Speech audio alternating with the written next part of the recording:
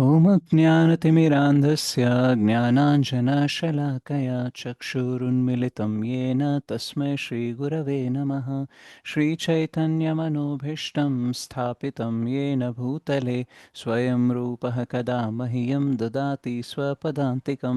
वन्देऽहं श्रीगुरोः श्रीयुतापदकमलं श्रीगुरून् वैष्णवांश्च श्रीरूपं साग्रजातं सहगणा रघुनाथान्वितं तं सजीवं साद्वैतं सावधूतं परिजनसहितं कृष्णचैतन्यदेवं श्रीराधाकृष्णपादान् सहगणा ललिता श्रीविशाखान्वितांश्च नमो विष्णुपादाय कृष्णपृष्ठाय भूतले श्रीमते भक्तिवेदान्तस्वामिनिति नामिने।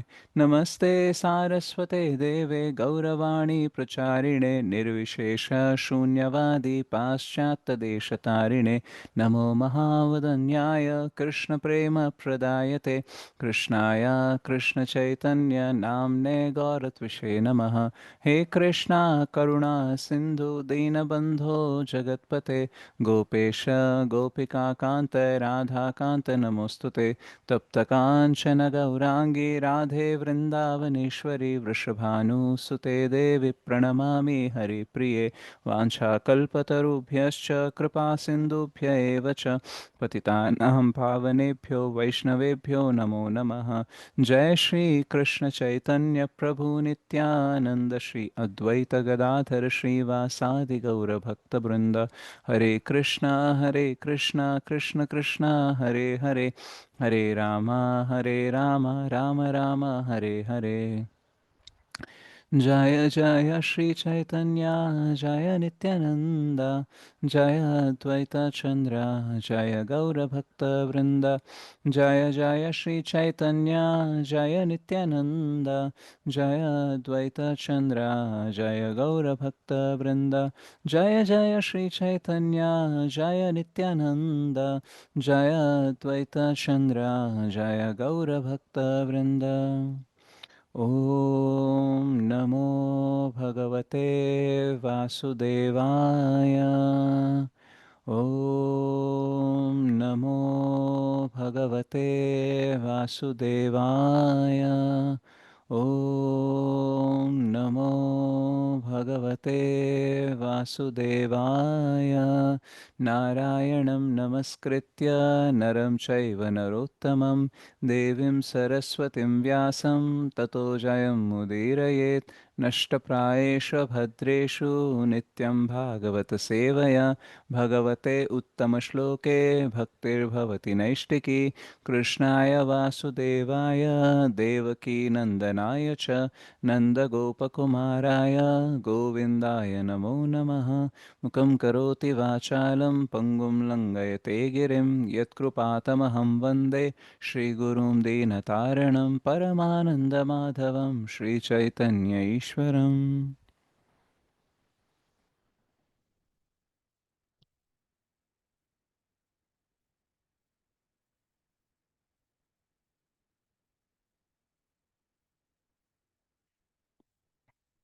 So I'll sing Shri Shikshashtakam also. चेतो दर्पणमार्जनं भवमहादावाग्निर्वापणं श्रेयः कैरवचन्द्रिका वितरणं विद्यावधूजीवनम् आनन्दाम्बुधेवर्धनं प्रतिपदं पूर्णामृतास्वादनं सर्वात्मस्नपनं परं विजयते श्रीकृष्ण सङ्कीर्तनं। नाम्नामकारि बहुधा निज सर्वशक्तिस्तत्रार्पित नियमितः स्मरणेन कालः एतादृशी तव कृपा भगवन् ममापि दुर्दैवमिदृशं विहाजनिनानुरागः तृणादपि सुनिचेन तरोरिव सहिष्णुना अमानिना मानदेन कीर्तनीयः सदा हरिः न धनं न जनं न सुन्दरं कवितां वा जगदीश कामये मम जन्मनि जन्मनीश्वरे भवताद्भक्तिर्हैतुके त्वयि ऐनन्दतनुजा किङ्करं पतितं मां विषमे भवाम्बुधौ कृपया तव पादपङ्कज स्थितधूलिसदृशं विचिन्तय नयनं गलदश्रुधारया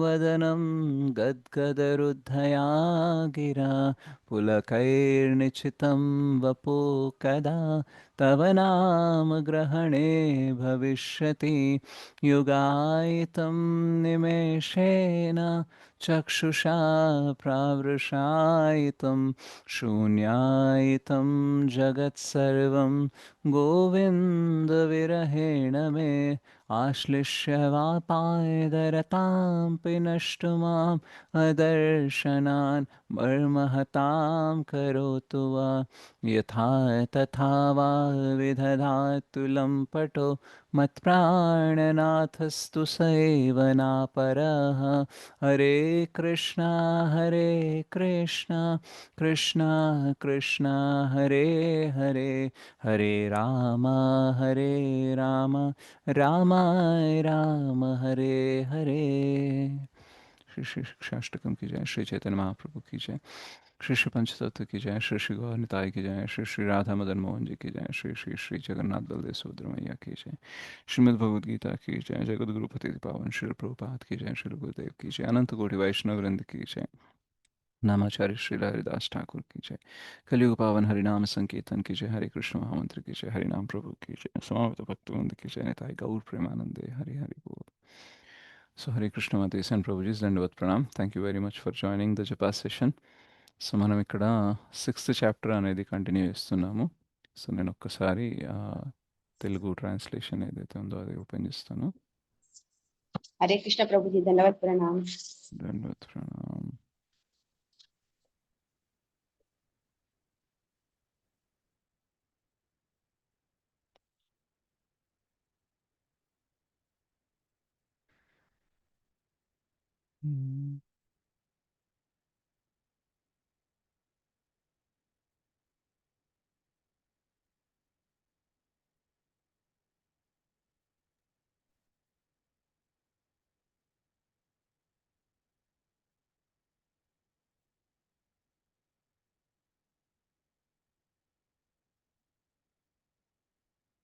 हरे कृष्ण प्रभु जी दंडवत प्रणाम।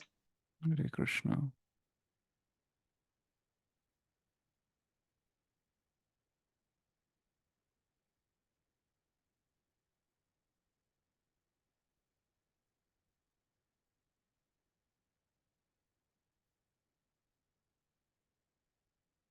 हरे कृष्ण प्रभु जी नमस्ते।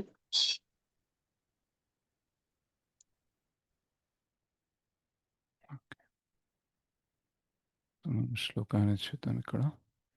हरे कृष्ण प्रभु जी दंडवत प्रणाम। హరే కృష్ణ ఎవ్రీవన్, దండవత్ ప్రణామ్.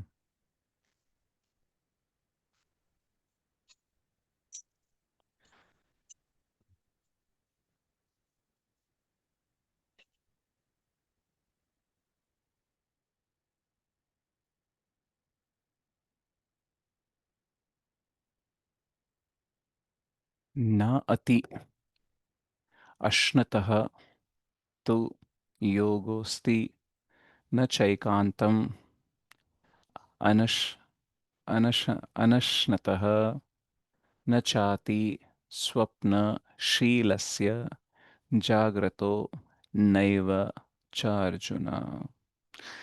नात्यश्नतस्तु योगोऽस्ति न चैकान्तम् अनश्नतः न चाति स्वप्नशीलस्य जाग्रतो नैव चार्जुन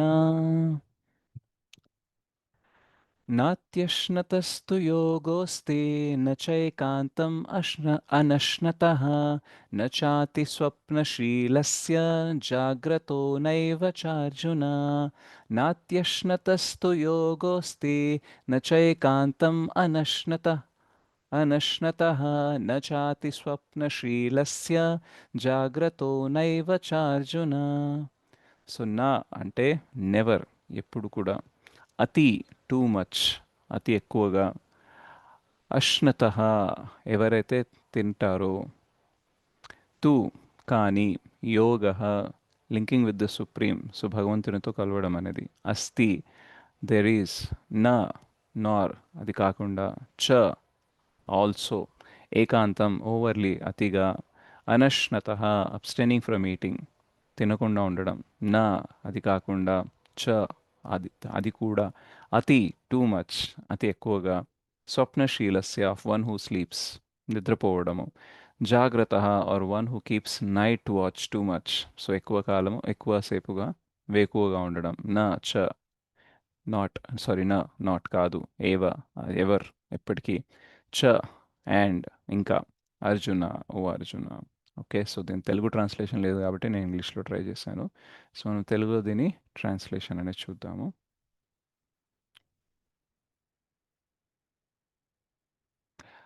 ఓ అర్జున, అతిగా భుజించువానికి లేదా అతి తక్కువ భుజించువానికి, అతిగా నిద్రించువానికి లేదా తగినంత నిద్రలేని వానికి యోగి అగుటకు అవకాశము లేదు.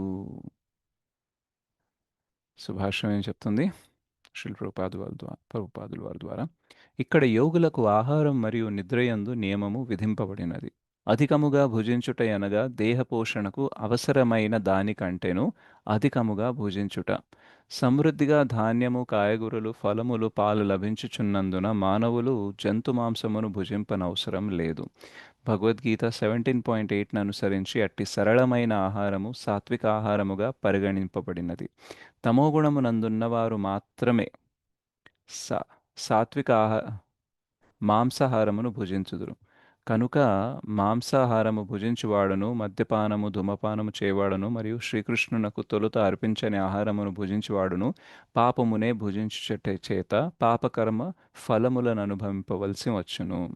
భుంజతే తే త్వగం పాపయే పచన్యాత్మకారణాత్, భగవద్గీత 3.13. అనగా శ్రీకృష్ణుడికి అర్పింపకుండా ఇంద్రియ తృప్తి కొరకై భుజించువాడును లేక తమ కొరకు మాత్రమే ఆహారమును సిద్ధము చేసుకొని వారును పాపమునే భుజించువారు కాగలరు. పాపమునే భుజించువాడును మరియు తనకు అవసరమైన దానికంటేను అధికంగా భుజించువాడును పరిపూర్ణ యోగను అభ్యసింపలేడు. కనుకనే శ్రీకృష్ణుడకు అర్పింపబడిన ఆహారమును భుజించుటయే సర్వులకు శ్రేష్టము. శ్రీకృష్ణునికి తొలుత అర్పింపబడని ఎట్టి ఆహారమును కృష్ణ చైతన్యవంతుడు అంగీకరింపడు. కృష్ణ చైతన్యవంతుడు మాత్రమే యోగభ్యాసమునందు పరిపూర్ణత్వమును సాధింపగలడు. అట్లుగాక కేవలం తమ ఇచ్ఛానుసారం ఉపవాస విధానములను కల్పించుకొనుచు కృత్రిమముగా ఆహారమును త్యజించు వ్యక్తి యోగను అభ్యసింపజాలడు. కృష్ణ చైతన్యవంతుడు శాస్త్రములలో తెలుపబడినట్లుగా ఉపవాసములను పాటించును. అతడు అతిగా భుజించుట లేదా అతిగా ఉపవసించుట కానీ చేయనందున యోగాభ్యాసమును చక్కగా పాటింపగలుగును. అధికముగా భుజించువాడు స్వప్నములను చూచుచు అధిక సమయమును నిద్రించును. దానికి ఫలితముగా అతడు అవసరమైన దానికంటేను అధిక సమయము నిద్రింపవలసి వచ్చును. వాస్తవమునకు మానవుడు 6 గంటల కంటేను అధికముగా నిద్రింపరాదు. ఆ విధముగా రోజులలో 6 గంటల కంటేను అధికముగా నిద్రించువాడు తప్పక తమోగుణముచే ప్రభావితుడైనట్టి వాడే. అతడు సోమరి అయి అధికముగా నిద్రించును. కనుక అట్టి వ్యక్తి ఎన్నడూను యోగాభ్యాసము అభ్యసింపజాలడు.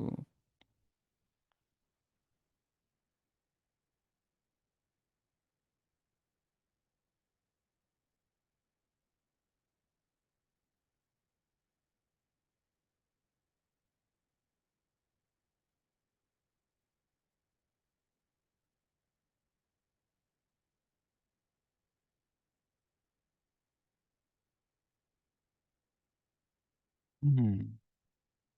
Never put. Okay. ముఖం కరోతి వాచాలం పంగుం లంఘయతే గిరిం యత్కృపాతమహం వందే శ్రీగురుం దీనతారణం పరమానందమాధవం శ్రీ చైతన్యేశ్వరం. సో అతిగా భుజించువానికి లేదా అతి తక్కువ భుజించువానికి, అతిగా నిద్రించువానికి లేదా తగినంత నిద్రలేని వానికి యోగి అగుటకు అవకాశం లేదు. సో 6.10 నుంచి 32 వరకు కృష్ణ రూల్స్ అండ్ రెగ్యులేషన్స్ గురించి, ఎవరైతే ఈ అష్టాంగ యోగ చేస్తున్నారో వీటి గురించి చెప్తున్నారన్నమాట. అయితే ఈ యోగా ఏదైతే ఉందో అది కేవలము ఈ భౌతిక జగత్తులో మనం ఆనందం పొందడానికో, సుఖాన్ని పొందడానికో, లేదా పైలోకాలకి వెళ్ళడానికో కాదు. సో ఈ యోగా అనేది దీని గోల్ ఏమై ఉండాలి చెప్పండి?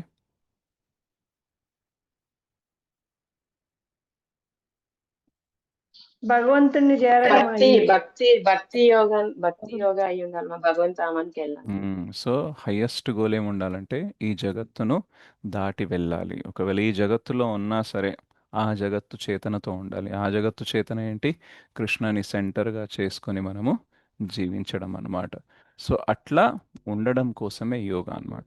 యోగా అంటే linking the one with the supreme lord. So భగవంతుడికి మనము, మనకి భగవంతునికి అనుసంధానం అనేది జరుగుతుందన్నమాట. సో ఆ లింకింగ్ ప్రాసెస్ని యోగా అని అంటాము. సో భగవంతుడితో మనం లింక్ అవుతున్నాము అని అన్నప్పుడు భౌతిక జగత్తు మీద మనకి ఆసక్తి అనేది ఉండకూడదు, రైట్? సో అలా హయ్యెస్ట్ గోల్ ఏదైతే ఉందో అది మనకి, ఎందుకంటే తెలిసద్ది ఆ హయ్యెస్ట్ గోల్ అనేది మనకి రీచ్ అవ్వాలి అని అంటే మనము కొన్ని నియమ నిబంధనలు అనేది పాటించాలి.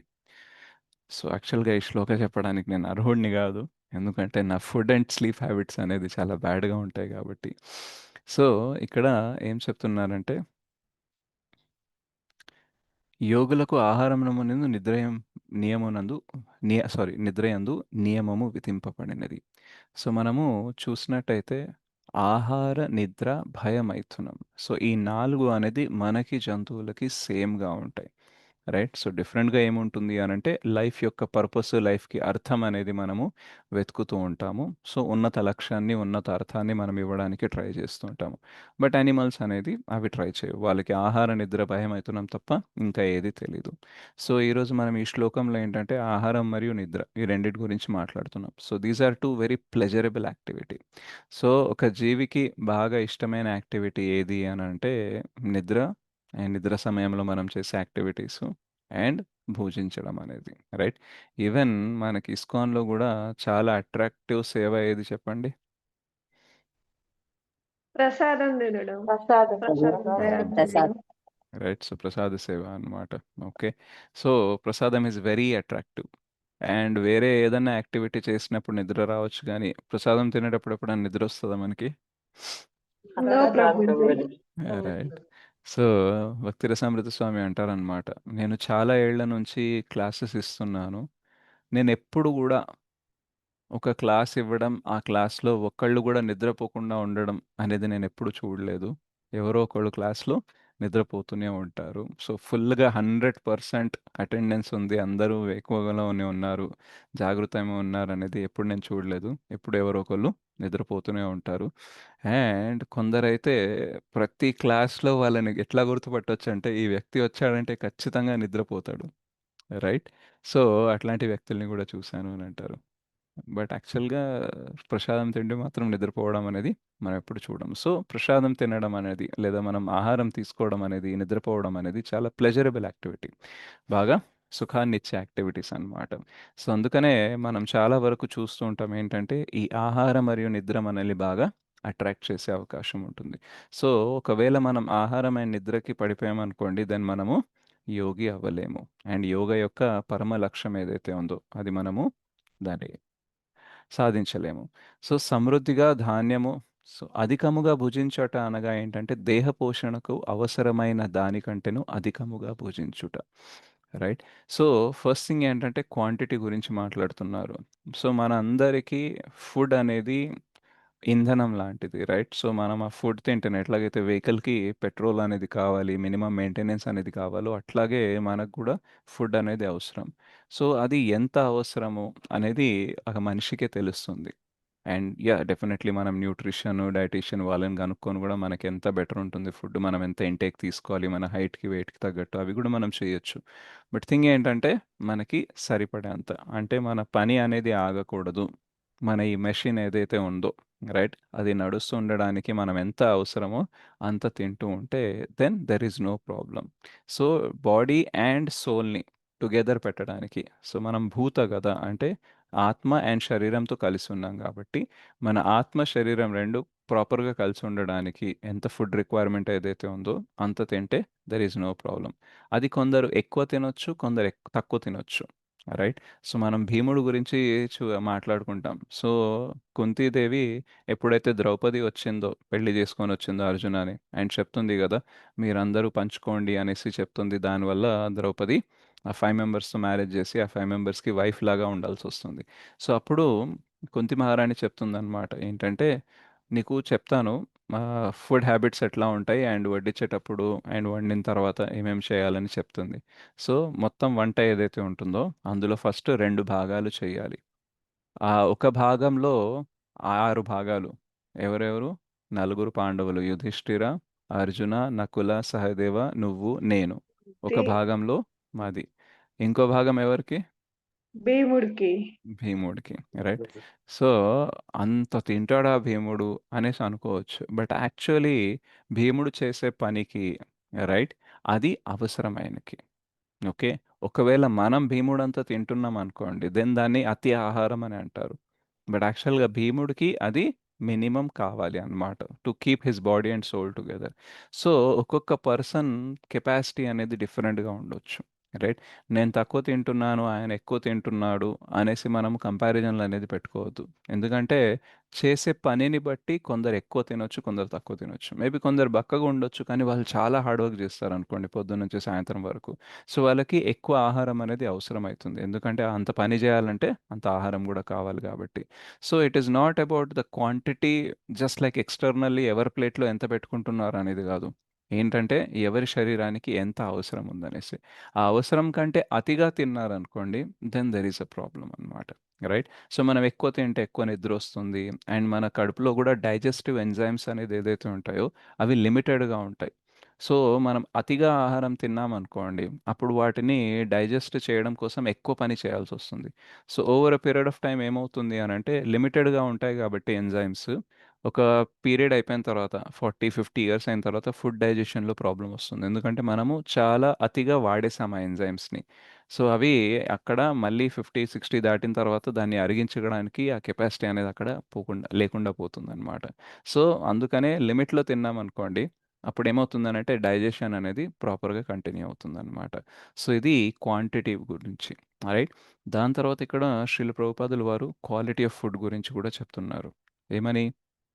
సమృద్ధిగా ధాన్యము, కాయగూరలు, ఫలములు, పాలు లభించుచున్నందున మానవులు జంతు మాంసమును భుజింపనవసరము లేదు. సో జీవో జీవస్య జీవనం అనేది జంతువులకు మాత్రమే వర్తిస్తుంది. జీవో జీవస్య జీవనం అంటే ఒక జంతువు బతకాలి అనంటే ఇంకో జంతువుని తినాల్సొస్తుంది, రైట్. సో దీన్ని జీవో జీవస్య జీవనం అంటారు. లా ఆఫ్ జంగల్ అని అంటారు. సో ఇది జంతువులకే సాధ్యమవుతుంది అండ్ వాళ్ళకే అలౌడ్ అనమాట. అండ్ వాళ్ళ టీత్ గానీ, వాళ్ళ డైజెషన్ సిస్టమ్ గానీ ఎట్లా డిజైన్ అయి ఉంటుంది అనంటే, వాళ్ళు వేరే జంతువుల్ని తినవచ్చు, రైట్. సో కొన్ని వెజిటేరియన్ జంతువులు కూడా ఉంటాయి. అవి గ్రీన్ గ్రాస్ తినడం, ఆకులు తినడం అవి కూడా చేస్తూ ఉంటాయి, రైట్. సో అలా మొత్తం ఆ సైకిల్ ఏదైతే ఉందో యానిమల్స్‌ది, అది వాళ్ళు చేయొచ్చు. గడ్డి తినే యానిమల్స్ ఉంటాయి, మాంసం తినే యానిమల్స్ కూడా ఉంటాయి. సో వాటికి అది అలౌడ్. ఎందుకు అనంటే వాటికి సమృద్ధిగా ధనధాన్యాలని, కాయగూరలని పండించుకునే కెపాసిటీ అనేది ఉండదు. వాళ్ళకి అది అలౌడ్ గూడా లేదు. ఎందుకంటే ఆ కెపాసిటీ లేదు గాబట్టి. మనకి చేతులు, కాళ్ళు, బుర్ర, బుద్ధి ఎట్లాగైతే పనిచేస్తుందో అట్లా జంతువులు చేయలేవు. సో మనం వ్యవసాయం చేసి రైట్, మనం ఫార్మింగ్ అదంతా చేసి మనకు కావాల్సిన ధాన్యము, కాయగూరలు, ఫలములు, పాలు, గోరక్ష చేసుకొని మనం ఇవన్నీ చేయగలం. బట్ యానిమల్స్ చేయలేరు. కాబట్టి మనం ఏం జేయాలంటే వీటిపైననే ఆధారపడాలి. ధాన్యము, కాయగూరలు, ఫలము, పాలు. ఒకవేళ మనం జంతు మాంసం పైన ఆధారపడడం స్టార్ట్ చేశామనుకోండి, దెన్ మనం మనిషిలాగా ప్రవర్తించట్లేదనమాట. వాళ్ళకంటే అంత కెపాసిటీ లేదు గాబట్టి వాళ్ళకి జీవో జీవస్య జీవనం ఓకే. కానీ మనకి మాత్రం అది అవసరం లేదు. కొందరు ఆర్గ్యూ చేస్తారనమాట. ఏంటంటే, లేదు యాక్చువల్‌గా అందరూ వెజిటేరియన్స్ అయిపోతే, దెన్ మనకి కావాల్సినంత ఫుడ్ దొరకదు. సో, నాన్ వెజ్ తినడం కంపల్సరీ అనేసి అంటారు. అండ్ ఇంకొందరు ఏమంటారంటే, యాక్చువల్‌గా ఈ జంతువులుంది మనం తినడం కోసమే అని అంటారనమాట. సో, ఇవన్నీ ఏంటంటే స్వకల్పితాలనమాట. అంటే వాళ్ళకి వాళ్ళు ఇమాజిన్ చేసుకొని, వాళ్ళకి తెలిసిన నాలెడ్జ్‌తో, మిడిమిడి జ్ఞానంతో వాళ్ళు ప్రపోజ్ చేసిన థియరీస్ అనమాట ఇవి. రైట్? బట్ యాక్చువల్‌గా భూమికి చాలా శక్తి ఉంటుంది. మనకు కావాల్సినంత ధాన్యము, కాయగూరలు, ఫలములు ఇవ్వగలదు. కానీ ఎప్పుడు మనం ధర్మంగా ఉన్నప్పుడు. అదే మనం అధర్మంగా ఉండడం స్టార్ట్ చేశామనుకోండి, ప్రొడక్షన్ ఆఫ్ ఫుడ్ అనేది తగ్గిపోతుందనమాట. ఈవెన్ మనం 'పృథు మహారాజ్' పాస్ట్ టైమ్‌లో చూస్తామనమాట. సో, భూదేవి రిజెక్ట్ చేస్తుంది ఏదైనా ధనధాన్యాలు ఇవ్వడానికి. ఎందుకు అనంటే అధర్మం అంతగా పెరిగిపోయింది కాబట్టి. సో, దాని తర్వాత 'పృథు మహారాజ్' వల్ల మళ్ళీ అది స్టార్ట్ అవుతుందనమాట. సో, భూమికి అంటే భూదేవికి కెపాసిటీ అన్‌లిమిటెడ్‌గా ఉంటుంది. ఎంతన్నా ఇవ్వగలదు. రైట్? కానీ డిపెండ్స్ ఆన్ అవర్ ధర్మ అనమాట. సో, మనం అధర్మంగా ఉంటున్నాం కాబట్టి ఫుడ్ ప్రొడక్షన్ అనేది తగ్గింది అని చెప్పొచ్చు. అండ్ ఇంకొకటేంటంటే ఫుడ్ ప్రొడక్షన్ తగ్గింది అందుకనే ఇప్పుడు నాన్ వెజ్ పైన డిపెండ్ అవ్వాల్సొచ్చిందని ఎవరైతే ఆర్గ్యూ చేస్తున్నారో, అది కూడా కంప్లీట్‌గా కరెక్ట్ అనలేం. ఎందుకనంటే ఫస్ట్ థింగ్ ప్రొడక్షన్ అధర్మం వల్ల తగ్గినా సరే, ఎంత తగ్గినా సరే యాక్చువల్‌గా అందరికీ తినే అంత ఇప్పటికీ ప్రొడ్యూస్ అవుతుంది. కాకపోతే సప్లై అండ్ డిమాండ్ అనేది ఆర్టిఫిషియల్‌గా నడుస్తుందనమాట. అంటే ఇప్పుడు ఎంతైతే ధాన్యం పండిస్తున్నారో, అది అందరికీ రీచ్ అనేది అవ్వట్లేదు. మనం ఒకసారి 'మానవ సేవే మాధవ సేవ' అనే వీడియో క్లాస్ చేసినప్పుడు చెప్పాం గదా! సో, చాలామంది దళాల్స్ ఉంటారు గదా! అంటే ఈ మధ్యవర్తులు ఉంటారు గదా! వాళ్ళు ఆర్టిఫిషియల్‌గా డిమాండ్ అండ్ సప్లైని ఇంబాలెన్స్ చేసి, అంటే కావాల్సిన దానికంటే తక్కువ సప్లై జేసి రేట్లు పెంచేసి వాళ్ళు ప్రాఫిట్ తీసుకోవాలనేసి ట్రై చేస్తూ ఉంటారు. అందుకనే చాలా ధాన్యము, చాలా కాయగూరలు గోడౌన్‌లో పాడైపోవడము, సముద్రంలో వేసేయడం ఇట్లాంటివి కూడా జరుగుతూ ఉంటాయి. రైట్? సో, చాలా సార్లు కరువు వచ్చినప్పుడు గూడా ఫుడ్ సప్లై అనేది దగ్గరలో ఉంటుంది. కానీ వీళ్ళెవరైతే అవినీతి పరులుంటారో రైట్? వీళ్ళ వల్ల అది దొరకకుండా పోతుందనమాట. సో, ఫస్ట్ థింగ్ ఏంటంటే మనము వెజిటేరియన్స్ అయితే మనకి ఫుడ్ సరిపోదు అని అనుకోవడం తప్పు. అండ్ రెండోదేంటంటే, సరిపోయే ఫుడ్ ఉన్నా సరే, అది అందరికీ రీచ్ అనేది అవ్వట్లేదనమాట. దానివల్ల వాళ్ళకేమనిపిస్తుందనంటే, నాన్ వెజ్ అనేది యాక్చువల్‌గా అలౌడ్ అనేసి. బట్ యాక్చువల్‌గా నాన్ వెజ్ కన్జ్యూమ్ చేయడం వల్ల, ఇప్పుడు మనకి చాలా హై టెక్నాలజీ అనేదొచ్చిందనమాట. స్లాటర్ హౌసెస్ అనేదొచ్చాయి. సో, ఆ స్లాటర్ హౌసెస్‌లో ఏంటంటే, మాంసం అంటే కోళ్ళని పెంచడము, మిగతా జంతువుల్ని పెంచడము, వాటిని నరకడము, వాటిని మాంసంలాగా మార్చడము, ప్యాకింగ్ చేయడము, ఇదంతా ఇండస్ట్రీ ఏదైతే ఉంటుందో వీటిని స్లాటర్ హౌసెస్ అంటారనమాట. సో, వీటి కన్‌స్ట్రక్షన్ కోసము చాలా ప్లేస్ అనేది కావాలి. సో, అందులో కూడా కొన్నిసార్లు పొలం పండించే భూమి ఏదైతే ఉంటుందో అది గూడా పోయే అవకాశం ఉంటుంది. అండ్ రెండోదేంటంటే, ఆ ప్రాసెస్ మొత్తం కంప్లీట్ చేయాలి స్టార్టింగ్ నుంచి ఏంటంటే, చాలా వాటర్ అనేది కావాలి. రైట్? ఒక కేజీ మాంసం ప్రొడ్యూస్ చేయడానికి ఎన్నో లీటర్ల వాటర్ అనేది కావాలి. సో, వాటర్ కన్జంప్షన్ అనేది పోతుంది. ల్యాండ్ కన్జంప్షన్ అనేది పోతుంది. అండ్ చాలామంది ధాన్యాలు పండించే ప్లేస్‌లో గూడా అంత ప్రాఫిట్ రాట్లేదు. వరి గానీ, గోధుమలు పండిస్తే అనేసి ప్రాఫిట్ వచ్చేలాగా వేరేయి పండిస్తున్నారనమాట. రైట్? సో, షుగర్ కేన్ లాంటిది. ఎందుకంటే షుగర్ కేన్ నుంచే ఆల్కహాల్ అనేది వస్తుంది కాబట్టి. సో, ఇట్లా రకరకాలుగా ఏం చేశారు అనంటే, ఫస్ట్ అందరూ అధర్మంగా ఉంటున్నారు. రెండోది అంత అధర్మంగా ఉన్నా సరే భూమికి కెపాసిటీ ఉంటది. మనందరికి సరిపోయేలాగా. కానీ అప్పటికి గూడా దానిని ప్రాపర్‌గా యూజ్ అనేది చెయ్యట్లేదు.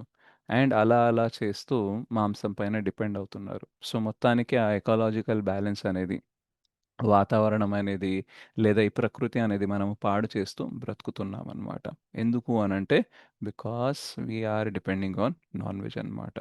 అండ్ దీంట్లో మనం చాలా హింస అనేది చేస్తాం గాబట్టి, ఆ హింస చేసినప్పుడు ఏమవుతుంది అనంటే, ఎటువంటి అన్నం అయితే అంటే ఎటువంటి భోజనం మనం చేస్తామో అటువంటి కాన్షియస్‌నెస్ అనేది వస్తుందనమాట. సో, ఇది కేవలము భక్తి చేసేవాళ్ళో, లేదా సాత్విక ఆహారం తీసుకునేవాళ్ళో, లేదా ఉట్టి శాస్త్రాల ఆర్గ్యుమెంట్ గాదు. Non veg తినకూడదనేసి. ఈవెన్ కొందరు శాస్త్రవేత్తలు గూడా ఏం చెప్తారంటే, ఒక యానిమల్‌ని చంపేటప్పుడు అది భయానికి కాపాడుకోవడం కోసము దాని టెన్షన్‌కి, యాంగ్జైటీ, స్ట్రెస్ వల్ల కార్టిసాల్ అనే హార్మోన్ రిలీజ్ చేస్తదనమాట. సో మనకి బాడీలో ఒక సిస్టమ్ ఉంటుంది, కొన్ని హార్మోన్స్ రిలీజ్ అవుతూ ఉంటాయి, depends on the emotion. So ఆ కార్టిసాల్ అనేది కరెక్ట్ కాదనమాట. సో అది రిలీజ్ అవుతుంది కాబట్టి, అది యాంగ్జైటీ స్ట్రెస్లో ఉన్నప్పుడు అది రిలీజ్ అవుతుంది కాబట్టి ఆ దాంట్లో ఆ కాన్షియస్నెస్లో ఉండిపోతుంది అనమాట, ఆ మాంసంలో ఉండిపోతుంది అనమాట. సో అందుకని అది తిన్న తర్వాత ఏమవుతుంది అని అంటే దానికి తగినట్టుగానే ఎమోషన్స్ ఫీలింగ్స్ అనేది బయట రావచ్చు అనమాట. Right. So it's scientifically also it is debatable that non veg is not good for health అనేసి, నాట్ గుడ్ ఫర్ హ్యూమన్స్ అనేసి. రైట్. సో ఇది బ్రీఫ్గా చెప్తున్నాను, చాలా డీటెయిల్గా స్టడీస్ అనేది ఉంటాయి. సో మీరు కావాలంటే అది చేయొచ్చు. సో బేసిక్లీ మనము మాంసం అనేది తీసుకోకూడదు, అందుకని మన ఇస్కాన్ 4 రూల్స్ ఏదైతే ఉంటాయో రైట్, అందులో మనము మాంసాహారం తినకూడదు అనేసి చెప్తామన్నమాట. అండ్ లాజికల్గా ఇంకా చూస్తే మమైవాంశో జీవలోకే జీవభూత సనాతన. సో భగవంతుడు ఏం చెప్తారో అందరూ నా అంశాలనే చెప్తున్నారు. సో భగవంతుని ఒక అంశ ఇక్కడ జీవించడానికి వచ్చినప్పుడు ఈ భౌతిక జగత్తులో దాన్ని అన్యాయంగా చంపి మనం తింటున్నాం అనుకోండి, అప్పుడు డెఫినెట్గా మనం భగవంతుడికి కనెక్ట్ అవ్వలేము. రైట్. మనం జనరల్గా ఒక ఫ్యామిలీతో అయినా సరే, ఒక ఫ్రెండ్తో అయినా బాగుండాలి అంటే వాళ్ళ ఫ్యామిలీతో కూడా బాగుండాలి. రైట్. సో వాళ్ళ ఫ్యామిలీతో మొత్తం గొడవ పెట్టుకొని ఆ ఒక్కడితో మాత్రం మంచి రిలేషన్షిప్ పెట్టుకుంటా అంటే అది సాధ్యం కాదు. సో సిమిలర్లీ మనం అందరం ఒకే ఫ్యామిలీకి చెందిన వాళ్ళం. రైట్. మనం అందరం కృష్ణ ఫ్యామిలీకి చెందిన వాళ్ళం. రైట్. సో అట్లాంటప్పుడు ఒక జీవిని చంపి మనం తినేసి కృష్ణతో యోగా చెయ్యొచ్చు అని అనుకోవడము చాలా మూర్ఖత్వం అన్నమాట. So we should not eat non veg. And then ఇక్కడ ఇంకేం చెప్తున్నారు, అలా తినేవాళ్ళు సాత్విక ఆహారం కాకుండా, సాత్విక ఆహారాన్ని తినకుండా ఉండేవాళ్ళు ఏం చేస్తున్నారు, మద్యపానము, మాంసాహారము ఇవన్నీ ఏదైతే ధూమపానం చేయవాడు మరియు శ్రీకృష్ణుడికి తొలుత అర్పించని ఆహారం భుజించేవాడు పాపమునే భుజించుట చేట పాపకర్మ ఫలములను అనుభవింపవలసి వచ్చును. సో మనం చాలాసార్లు బాధపడుతూ ఉంటాము, అయ్యో నేను ఎవరికి ఏ అపకారం చేయలేదు, అన్నిసార్లు మంచి చేశాను, అయినా నాకెందుకు ఇలా అవుతుంది అనేసి అనుకుంటాం. బట్ యాక్చువల్గా మనం జస్ట్ ఫుడ్ తినే ప్రాసెస్లోనే ఎన్నో పాపాలు చేస్తుంటాం. సపరేట్గా పాపాలు చేసేది, వేరే వాళ్ళ మనసుని నొప్పించేలాగా మాట్లాడేది, వేరే వాళ్ళపైన హింస చేసేది, వేరే రకాలుగా అదంతా సపరేట్ అకౌంట్. జస్ట్ ఫుడ్ ప్రాసెస్లోనే మనము చాలా హింస అనేది చేస్తాం. మనం పాలు వేడి చేసినప్పుడు చాలా క్రిమి కీటకాలు చనిపోతూ ఉంటాయి. రైట్. సో ఈవెన్ మన బాడీని మెయింటైన్ చేయడం కోసం మనం యాంటీబయాటిక్స్ అనేది తీసుకుంటూ ఉంటాము.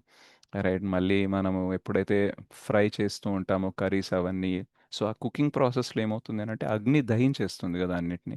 రైట్. సో అలా చాలా జీవులు అనేది చనిపోతూ ఉంటాయి. ఈవెన్ మనం నడుచుకుంటూ వెళ్ళి వెజిటేబుల్స్ తీసుకొచ్చే ప్రాసెస్లో కూడా ఏమవుతుంది, కొన్ని చీమలు, కొన్ని క్రిమికీటకాలు చనిపోతాయి. మనం తీసుకొచ్చిన వెజిటేబుల్స్ని కడుగుతాం వాటర్లో, అప్పుడు కూడా కొన్ని చనిపోతాయి. సో ఈ మొత్తం ప్రాసెస్లో హింస అనేది జరుగుతుంది కాబట్టి, అది కూడా ఒక కర్మనే కాబట్టి, పాపమే కాబట్టి దానికి కూడా మనము అనుభవించాల్సి వస్తుంది.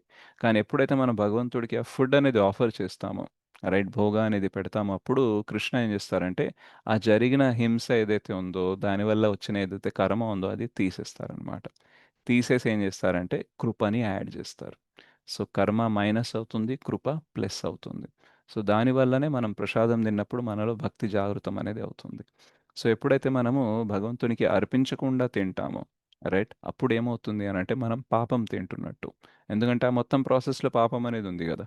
అయ్యో కానీ వండింది నేను కాదు అని అనుకోవచ్చు. రైట్. లేదు, వండిన వాడికి, తిన్నవాడికి అందరికీ కొంచెం కొంచెం షేర్ అనేది, పాపం అనేది వస్తుందన్నమాట. సో మనం ఏం భుజిస్తున్నట్టు, పాపాన్ని భుజిస్తున్నాం అన్నమాట. సో పాపం చేస్తున్నాము, పాపంని భుజించుస్తున్నాం కాబట్టి మన జీవితంలో కష్టాలు అనేది తప్పవు అన్నమాట. సో మనం మినిమైజ్ చేయడానికి ట్రై చేయాలి. సో ఆల్రెడీ ఈ భోజనం తయారు చేసే ప్రాసెస్లో హింస అనేది ఉంది అండ్ మనం దీన్ని ఆపలేము. రైట్. కానీ మనం ఆఫర్ చేస్తే ఏమవుతుంది, ఈ హింస అనేది తగ్గించుకోవచ్చు.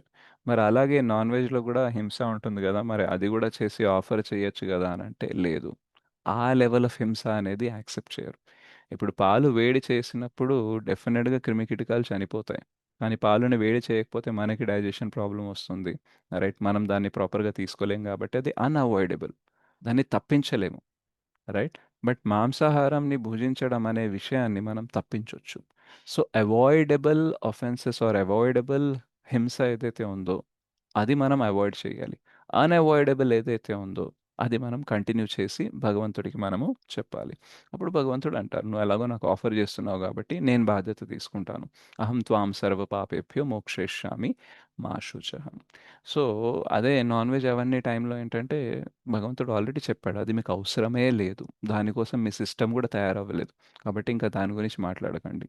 వెజిటబుల్స్ తినడం కోసం, ధాన్యం తినడం కోసం మీ బాడీ అనేది డిజైన్ అయింది. ఈ ప్రాసెస్‌లో హింస ఉన్నా సరే ఆఫర్ చేయడం వల్ల మీరు దీని నుంచి తప్పించుకుంటారు. సో, మనము ఈ ప్రాసెస్ అనేది ఫాలో అయ్యామనుకోండి ఫుడ్ విషయంలో, దెన్ ఏమవుతుంది? దెన్ మనము సేఫ్‌గా యోగా అనేది చేయొచ్చు. భుంజతే తే త్వగం పాపమే పచన్యాత్మ కారణాత్. శ్రీకృష్ణుని అర్పింపకుండా ఇంద్రియ తృప్తి కొరకై భుజించువాడు, లేక తమ కొరకు మాత్రమే ఆహారమును సిద్ధము చేసుకొని వారు పాపమునే భుజించువారు కాగలరు. సో, ఈవెన్ ఫస్ట్ థింగ్ ఇవన్నీ మనం ప్రిపేర్ చేసుకోవాలి మన కోసం అంటే కూడా టైం అనేది కావాలి. అండ్ మనకి మన కోసం ప్రిపేర్ చేసుకొని తినడం స్టార్ట్ చేశామనుకోండి, మమకారం అనేది నేనే ఏమంటారు భోక్త అనే ఫీలింగ్ అనేది కూడా పెరుగుతుంది. ఎప్పుడైతే కృష్ణకి అర్పించి మనం తింటామో, కృష్ణనే పరమ భోక్త, మనం కాదు, మనం ఆయన ఉచ్ఛిష్టం మాత్రమే తీసుకుంటున్నాం అనే ఆ సేవా భావం కూడా మనలో పెంపొందే అవకాశం అనేది ఉంటుందన్నమాట. సో, అందుకనే పాపమును భుజించకుండా మనం ప్రసాదంని తినడానికి ప్రయత్నించాలి. శ్రీకృష్ణుడు అర్పింపబడిన ఆహారమును భుజించుటయే సర్వులకు శ్రేష్టము. శ్రీకృష్ణుడికి తొలుత అర్పింపబడిన ఎట్టి ఆహారము కృష్ణ చైతన్యవంతుడు అంగీకరింపబడును. సో, డివోటీస్ ప్రసాదం అనేది తీసుకుంటారు. ప్రసాదం కానిది తీసుకోవాలని అనుకోరు. ఎందుకనంటే మన కాన్షియస్నెస్ని మెయింటైన్ చేయాలి అని అంటే మనము ప్రసాదం అనేది తీసుకోవాలి. అదర్వైజ్ నేను ప్రసాదం కాకుండా ఏది పడితే అది తీసుకుంటాను అని అనుకొని దాంతో పాటే కృష్ణ చైతన్యంలో ఉంటాను అని అంటే they don't go together. Right, ఒక ఆపోజిట్ డైరెక్షన్లో వెళ్ళిపోతాయి అన్నమాట. సో, కృష్ణ చైతన్యుడు వంతుడు మాత్రమే యోగాభ్యాసం నందు పరిపూర్ణత్వమును సాధింపగలడు. సో, పరిపూర్ణత్వం సాధించాలనే గోల్ మనకు ఉంది కాబట్టి, రైట్, ఇప్పుడు మనం ఏదైనా ప్రాసెస్ స్టార్ట్ చేసామనుకోండి, ఎండ్ దాకా వెళ్ళాలి, దాని హయ్యెస్ట్ గోల్ ఏదైతే ఉందో అది మనం అచీవ్ చేయాలని అనుకుంటే ఇవన్నీ. లేదు, నాకు అట్లాంటి గోలే లేదు, నేనేదో వచ్చాను టైం పాస్ కోసం, అయితే ఓకే, లేకపోతే లేదన్నట్టుగా క్యాజువల్గా ఉన్నానంటే ఇవన్నిటికీ ఏం లేదు. బట్ ఎప్పుడైతే యోగా గురించి మాట్లాడుతున్నామో, యోగా పరిపూర్ణత గురించి మాట్లాడుతున్నామో, అప్పుడు స్టాండర్డ్స్ అనేది హైగా ఉంటాయి.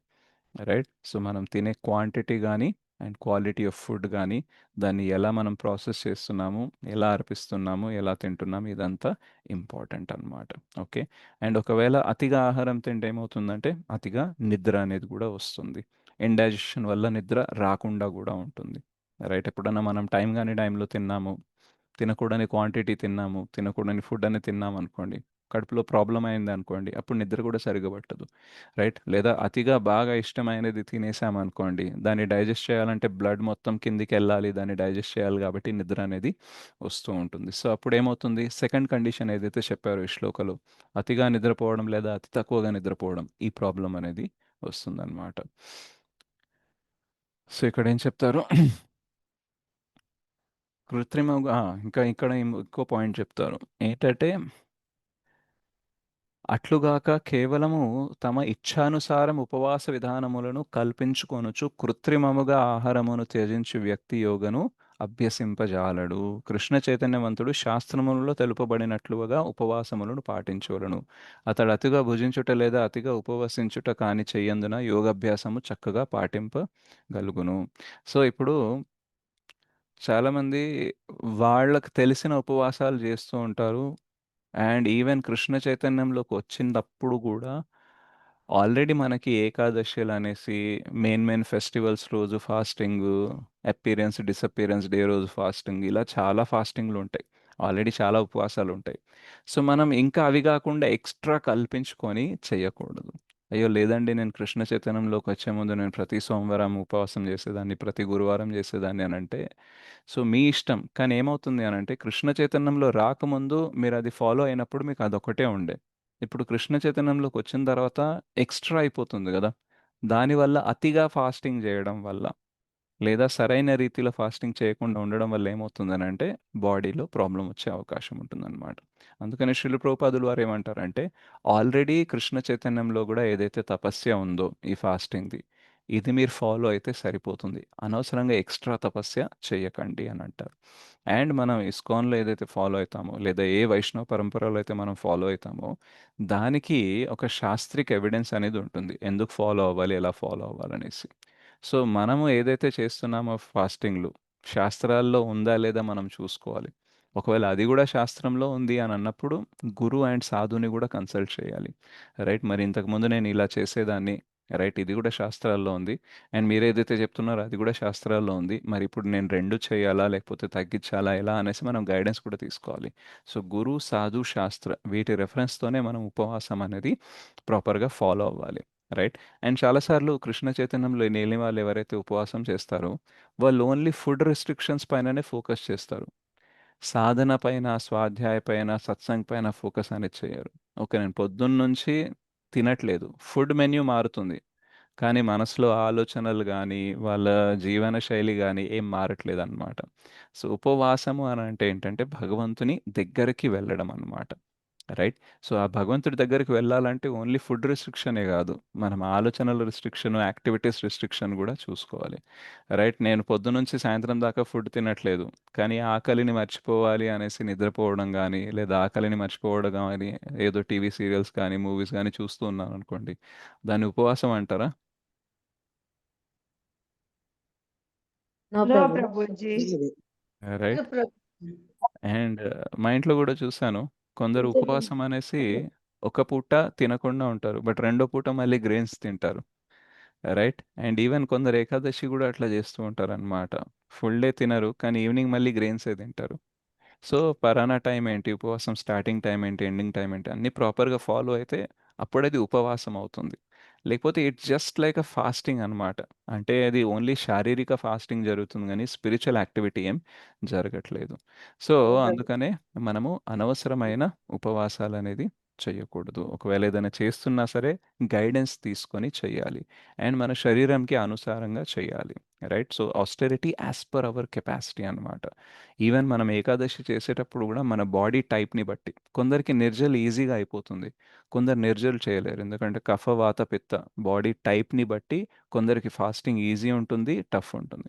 సో, ఒకవేళ మనకు నిర్జల్ చేయలేమన్నప్పుడు జలం తీసుకోవాలి. అది గూడా లేదన్నప్పుడు మిల్కో, ఫ్రూట్సో తీసుకోవాలి. అది గూడా లేదన్నప్పుడు ఏకాదశి ప్రసాదం ఏదైతే ఉంటుందో అది మనం తీసుకోవడానికి చెయ్యాలి. ఎందుకనంటే ఫుడ్‌లో మనం అతిగా రిస్ట్రిక్షన్స్ పెట్టుకున్నాం, అతిగా తపస్సు చేశామనుకోండి, అప్పుడు మనము యోగా అనేది చేయలేం. మన యోగా ఏంటి? భక్తి యోగా. సో, చాంటింగ్ గాని, స్వాధ్యాయ గాని, సత్సంగ్ గాని, మన పనులు గాని మనము చేసుకోలేమనమాట. సో, మనము ఆస్టెరిటీ అనేది ప్రాపర్‌గా ప్లాన్ జేసుకొని, ప్రాపర్‌గా శాస్త్ర విధితో మనము చేయడానికి ట్రై చేయాలి. అదర్‌వైజ్ ఏమవుతుందనంటే మనము యోగాభ్యాసం అనేది చేయలేము. సో, మనం ఏదైతే ఇప్పుడు ఉపవాసాలు కృష్ణ చైతన్యంలోకి వచ్చే ముందు చేస్తున్నామో, వాటిని గూడా ఎలా చేయాలి, ఏం చేయాలనేది ప్లాన్ జేసుకొని రైట్. మనకి గైడెన్స్ తీసుకొని చేయడం అనేది ఒక అలవాటు చేసుకోవాలనమాట. చాలా సార్లు మనం వితౌట్ గైడెన్స్ చాలా పనులు చేస్తుంటాం. అందుకే ప్రాబ్లమ్స్ అనేది వస్తుంటాయన్నమాట.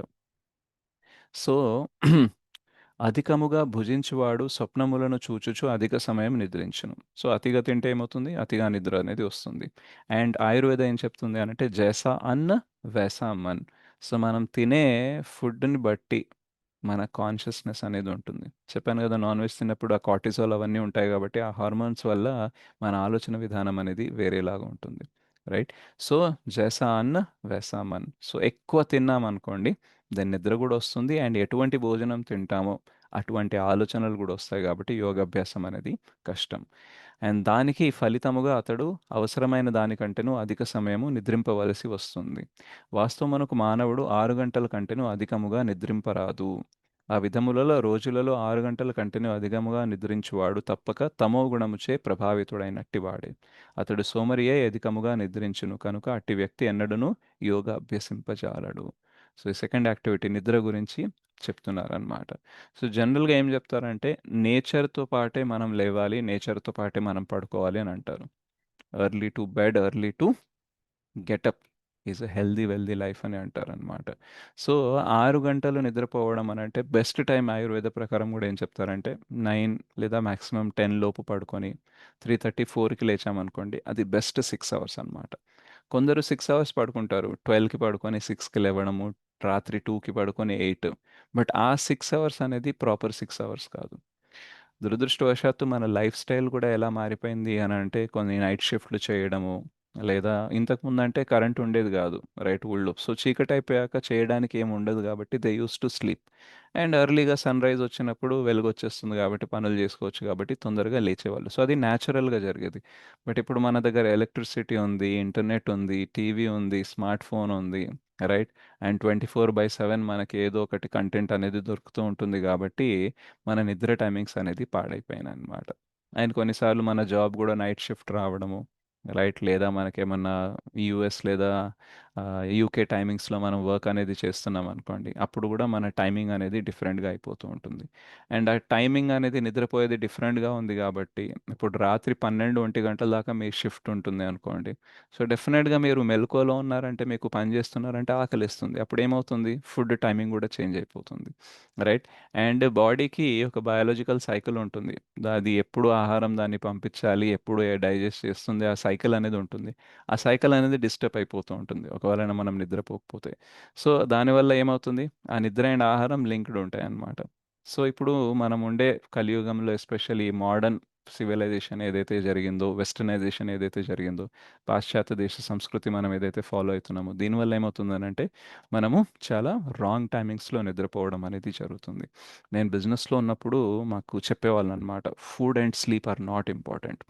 నువ్వు బిజినెస్లో సక్సెస్ఫుల్ అయ్యేదాకా నిద్ర గురించి, తిండి గురించి పట్టించుకోవద్దని వాళ్ళు.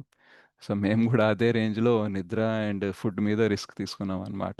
సో రాత్రి 1 గంట దాకా, 2 గంటల దాకా మీటింగ్స్ చేయడము, దాని తర్వాత 1:30, 2 o'clockకి ఆ మీటింగ్స్ అన్నీ అయిపోయిన తర్వాత సాఫ్ట్వేర్ కంపెనీస్ ఉంటాయి చూడండి, అక్కడ స్ట్రీట్ ఫుడ్ అనేది దొరుకుతుంది, రైట్. ఆ బండిల్ మీద మ్యాగీ చేయడము, ఏదో సమ్ ఫాస్ట్ ఫుడ్ చేయడం జరుగుతుంది. సో అట్లాంటి ఫుడ్ అనేది అక్కడ తినేవాళ్ళు అనమాట. సో అట్లా ఎన్ని ఇయర్స్ నడిచింది, 5 ఇయర్స్ నడిచింది, రైట్. సో అప్పుడు ఒకవేళ నేను భగవద్గీత చదివి ఉంటే ఇప్పుడు నా అలవాట్లు చాలా బెటర్గా ఉండేయేమో. సో ఆ 5 ఇయర్స్ అండ్ దాని తర్వాత కూడా మళ్ళీ దానికంటే ముందు జాబ్లో ఉన్నప్పుడు కూడా రాత్రి ట్రైన్లో ట్రావెల్ చేయడము అవన్నీ చేయడం వల్ల అట్లా ఒక 10 ఇయర్స్ అనేది లైఫ్లో ఎగ్జాక్ట్గా ఏం చేయకూడదో అవి చేయడం స్టార్ట్ అయినాయి అనమాట. అంటే ఏ టైంలో నిద్రపోకూడదో ఆ టైంలో నిద్రపోవడం, ఎప్పుడైతే తినకూడదో అప్పుడు తినడం, ఏదైతే తినకూడదో అది తినడం. సో ఎగ్జాక్ట్గా ఆపోజిట్. ఎందుకు అనంటే ప్రపంచం యొక్క ప్రభావం, రైట్. మనం ఎవరితో ఉంటామో వాళ్ళలాగే తయారవుతాం అన్నమాట, రైట్. సో జైసా సంగ్ వైసా రంగ్ అంటారు. సో మనకి భగవద్గీతలో ఏం చెప్తున్నారు, లేదా ఆయుర్వేద ప్రకారం ఏం చెప్తున్నారు, 9:30-10 లోపు పడుకోవాలి, 3:30-4కే లేవాలి అనేసి, రైట్. బట్ మన బిజినెస్ వరల్డ్లో వచ్చాక, కార్పొరేట్ వరల్డ్లో వచ్చాక రూల్స్ అండ్ రెగ్యులేషన్స్ వేరే ఉంటాయి, రైట్. వాళ్ళు చెప్పే నీతి సూక్తులు మనకి వేరే ఉంటాయి. కాబట్టి మనం వాడిని సంపాదించాలని అనుకుంటున్నాము, మన జీవిత లక్ష్యం అనేది కృష్ణ కాదు కాబట్టి, మన జీవిత లక్ష్యం అనేది సక్సెస్, మనీ పరంగా మనం సమృద్ధిగా ఉండాలి, రైట్, నాకంటూ పేరు ప్రతిష్ట ఉండాలి. సో మన గోల్ వేరే కాబట్టి ఆ గోల్ ఎవరైతే రీచ్ చేపియగలరో వాళ్ళ మాటని మనం వినాలని అనుకుంటాం కాబట్టి ఏం చేస్తామంటే మన సైకిల్ని పాడు చేస్తాం అనమాట. సో అట్లా పాడు చేసి కొన్ని సంవత్సరాలు బతికిన తర్వాత సడన్గా కృష్ణ కాన్షియస్నెస్కి వచ్చిన తర్వాత ఈ భగవద్గీతలో ఉండేది చూసిన తర్వాత మనకి కష్టం అనిపిస్తుందా లేదా, ఎస్ ప్రభుజీ. రైట్. సో ఆ పాత అలవాట్లని వదులుకోలేక, కొత్త అలవాట్లని మలుచుకోలేక మధ్యలో మిడిల్ క్లాస్ లాగా ఉండి బాగా ఏళ్ళు మనం కష్టపడుతూ ఉంటాం, right. So we are not train to become Krishna conscious. మనకి చిన్నప్పటి నుంచి కూడా లైఫ్ గోల్ అనేది కృష్ణ అని మనకి చెప్పలేదు. అండ్ లైఫ్ గోల్ కృష్ణ అయినప్పుడు మనం ఇంద్ర తృప్తిని ఎలా కంట్రోల్ చేయాలి, నిద్రని ఎలా కంట్రోల్ చేయాలి, ఎందుకు కంట్రోల్ చేయాలి అనేది మనకి ట్రైనింగ్ లేదు కాబట్టి వి స్ట్రగల్ అలాట్. మనకి చాలామంది ఆచార్యులు చెప్తారు కృష్ణ చైతన్యం అనేది చాలా ఈజీ ప్రాసెస్ అని చెప్తూ ఉంటారు. బట్ మనకి ఈజీ అనిపిస్తుందా, చాలాసార్లు కష్టం అనిపిస్తుందా లేదా, ఎస్ అనిపిస్తుంది. ప్రభుజీ.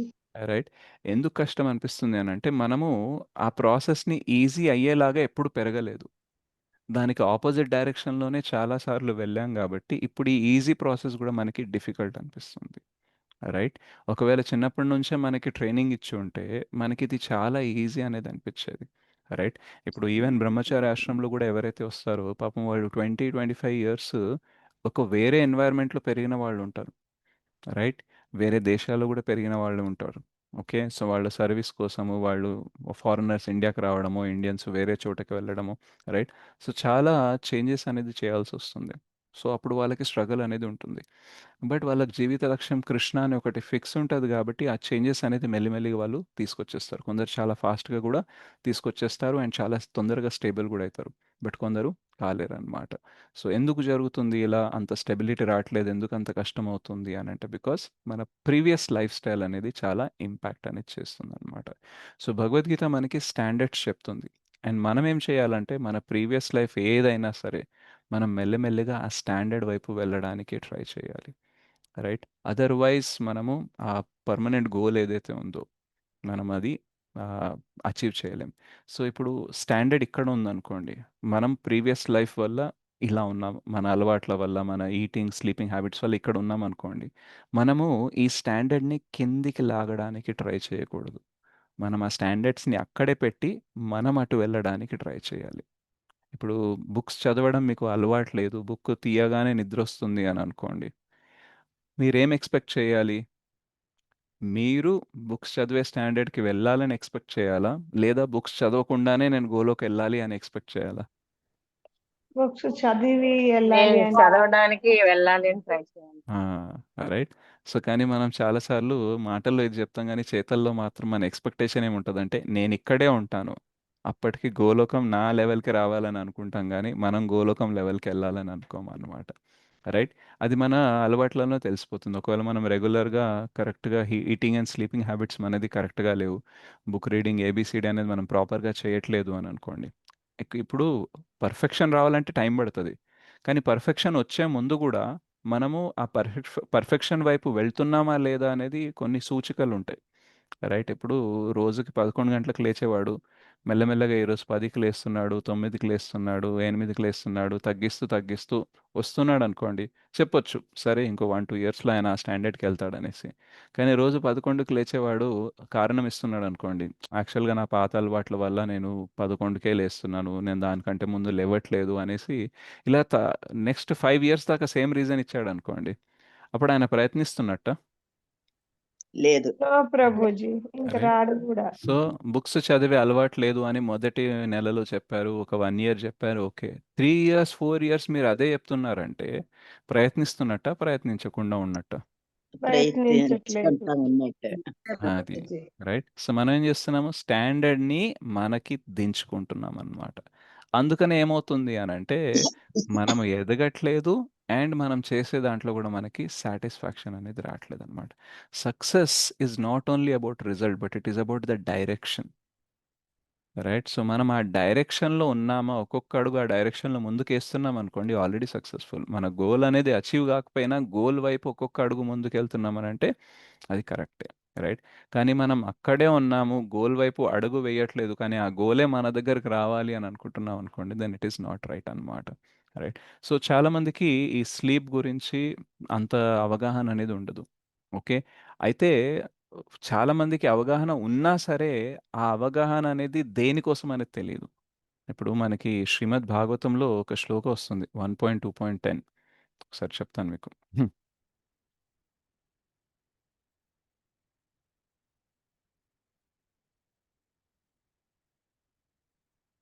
కామస్య నేంద్రియ ప్రీతిర్ లాభో జీవేత యావత జీవస్య తత్వ జిజ్ఞాస నార్థో యశ్చేహ కర్మభిః. Life's desire should never be directed towards sense gratification. మన జీవితంలో కామ కోరికలు ఏదైతే ఉంటాయో అవి ఇంద్రియ తృప్తి వైపు ఉండకూడదు. One should desire a healthy life. ఒక మంచిగా స్వస్థతతో ఉండే జీవితం ఉండాలి అని అనుకోవచ్చు. కానీ అది ఎందుకు? బ్రహ్మ జిజ్ఞాస కోసం. అంటే భగవంతుడిని తత్వ జిజ్ఞాస కోసం. భగవంతుడిని తెలుసుకోవడం కోసం. Nothing else should be the goal of once works. ఇప్పుడు మనం హెల్తీగా ఉండాలి. టైంకి తినాలి, టైంకి నిద్రపోవాలి. కానీ దేనికోసం? ఇంద్రతృప్తి కోసమా? భగవంతుడి కోసమా? అది మ్యాటర్ అన్నమాట. సో, ఇప్పుడు time management, sleep management, food management గురించి ప్రపంచంలో చాలామంది మాట్లాడతారు. కానీ వాళ్ళ ఉద్దేశ్యం ఏముంటది? ఇంద్రతృప్తి ఉంటదా? కృష్ణ ఉంటదా? ఇంద్రియ తృప్తి ఉంటది. ఆ! రైట్. సో, చాలామంది రీసెర్చర్స్ కూడా మనకి ప్రహ్లాద్ మహారాజ్ కూడా చెప్తారనమాట. ఏంటంటే ఒక వ్యక్తి జీవితం 100 ఏళ్ళు అనుకుంటే 8 అవర్స్ స్లీప్‌కి పోతుంది కాబట్టి 1/3 ఆఫ్ ద లైఫ్ అనేది స్లీప్‌లో పోతుంది. 10 ఏళ్ళు మన వయస్సు అనేది చిన్నగున్నప్పుడు బాల్య వయసులో మనకు అంత ఇంట్రెస్ట్ ఉండదు లైఫ్ మీద కాబట్టి ఆటల్లో వాటిల్లో బిజీ ఉంటాం కాబట్టి అందులో పోతాయి. ఇంకొన్నాళ్ళు మనకి వృత్తి అనేసి, భార్య అనేసి, పిల్లలనేసి, వాళ్ళ రెస్పాన్సిబిలిటీ అనేసి అందులో పోతాయి. రైట్. అది కాకుండా మళ్ళీ సెపరేట్‌గా ఇంద్రతృప్తి చేస్తే కొన్నేళ్ళు పోతాయి. సోలో మొత్తానికి మనకి మిగిలేది ఒక 10, 15 ఏళ్ళే భక్తి చేసుకోవడానికి, జీవిత లక్ష్యాన్ని మనం సాధించుకోవడానికి అని ప్రహ్లాద్ మహారాజ్ కూడా ఒక అనాలిసిస్ ఇస్తారు. కానీ ఇటు మటీరియల్‌గా ఉండేవాళ్ళు, భౌతికవాదులు కూడా ఒక అనాలిసిస్ ఇస్తారు. ఏంటంటే వాళ్ళేం చెప్తారంటే యావరేజ్‌గా మనం 70, 75 ఇయర్స్ బతుకుతాము. అందులో 1/3 అంటే 25 ఇయర్స్ అనేది నిద్రకు పోతుంది. రైట్. మిగతా మనము ఫ్రెష్ అప్ అవ్వడానికి, స్నానం చేయడానికి, తినడానికి కొన్ని సంవత్సరాలు పోతాయి. సో, ఇలా మొత్తం క్యాలిక్యులేట్ చేస్తే మిగిలేది ఒక 10, 12 సంవత్సరాలే మనం బాగా పనిచేయడానికి. సో, మీరు ఈ 10, 12 సంవత్సరాలు బాగా కష్టపడి, బాగా సంపాదించండి. బాగా ఆస్తులు వెనక్కేసుకోండి. బాగా సక్సెస్ అవ్వండి అనేసి మనకి చెప్తూ ఉంటారనమాట. సో, ఇటు ప్రహ్లాద్ మహారాజ్ కూడా క్యాలిక్యులేషన్ వేశారు. ఇటు భౌతికవాదులు కూడా క్యాలిక్యులేషన్ వేశారు. బట్ డిఫరెన్స్ ఏముంది ఇందులో? భౌతికవాదులేమో సంపాదన ధ్యేయంగా చెప్పారు. హ్మ్. ప్రహ్లాద్ ఈ కృష్ణని సెంటర్ చేసి మనం భక్తి కర్మలు ఎలా చేయాలని భక్తి యోగా చెప్పారు. భక్తి భక్తి మార్గం. చేసుకోమని చెప్పారు 25 సంవత్సరాలు. సో, ఇక్కడ ప్రహ్లాద్ మహారాజ్ గోల్ ఏంటంటే కృష్ణ భక్తికి మీ దగ్గర ఆల్రెడీ తక్కువ టైం ఉంది కాబట్టి టైం వేస్ట్ చేయకండి అని అంటున్నారు.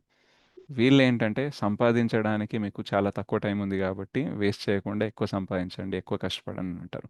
అందుకనే వీళ్ళు కూడా చెప్తారు, మీరెందుకు 4 గంటలు నిద్రపోయినా చాలు.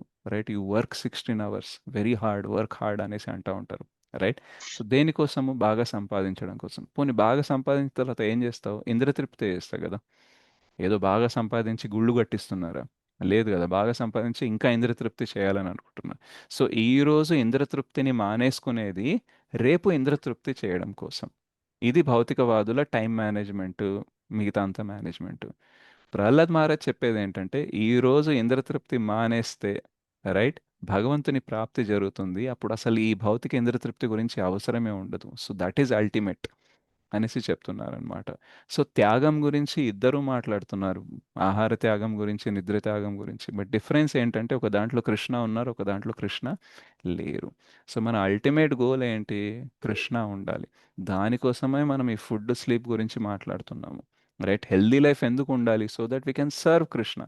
శారీరకంగా బాగుంటే, ప్రాపర్‌గా నిద్రపోతే, ప్రాపర్‌గా తింటే కృష్ణకి సేవ చేయొచ్చు. వైష్ణవులకు సేవ చేయొచ్చు, గురువుకి సేవ చేయొచ్చు. అందుకోసం మనం ఇది మాట్లాడుతున్నాం.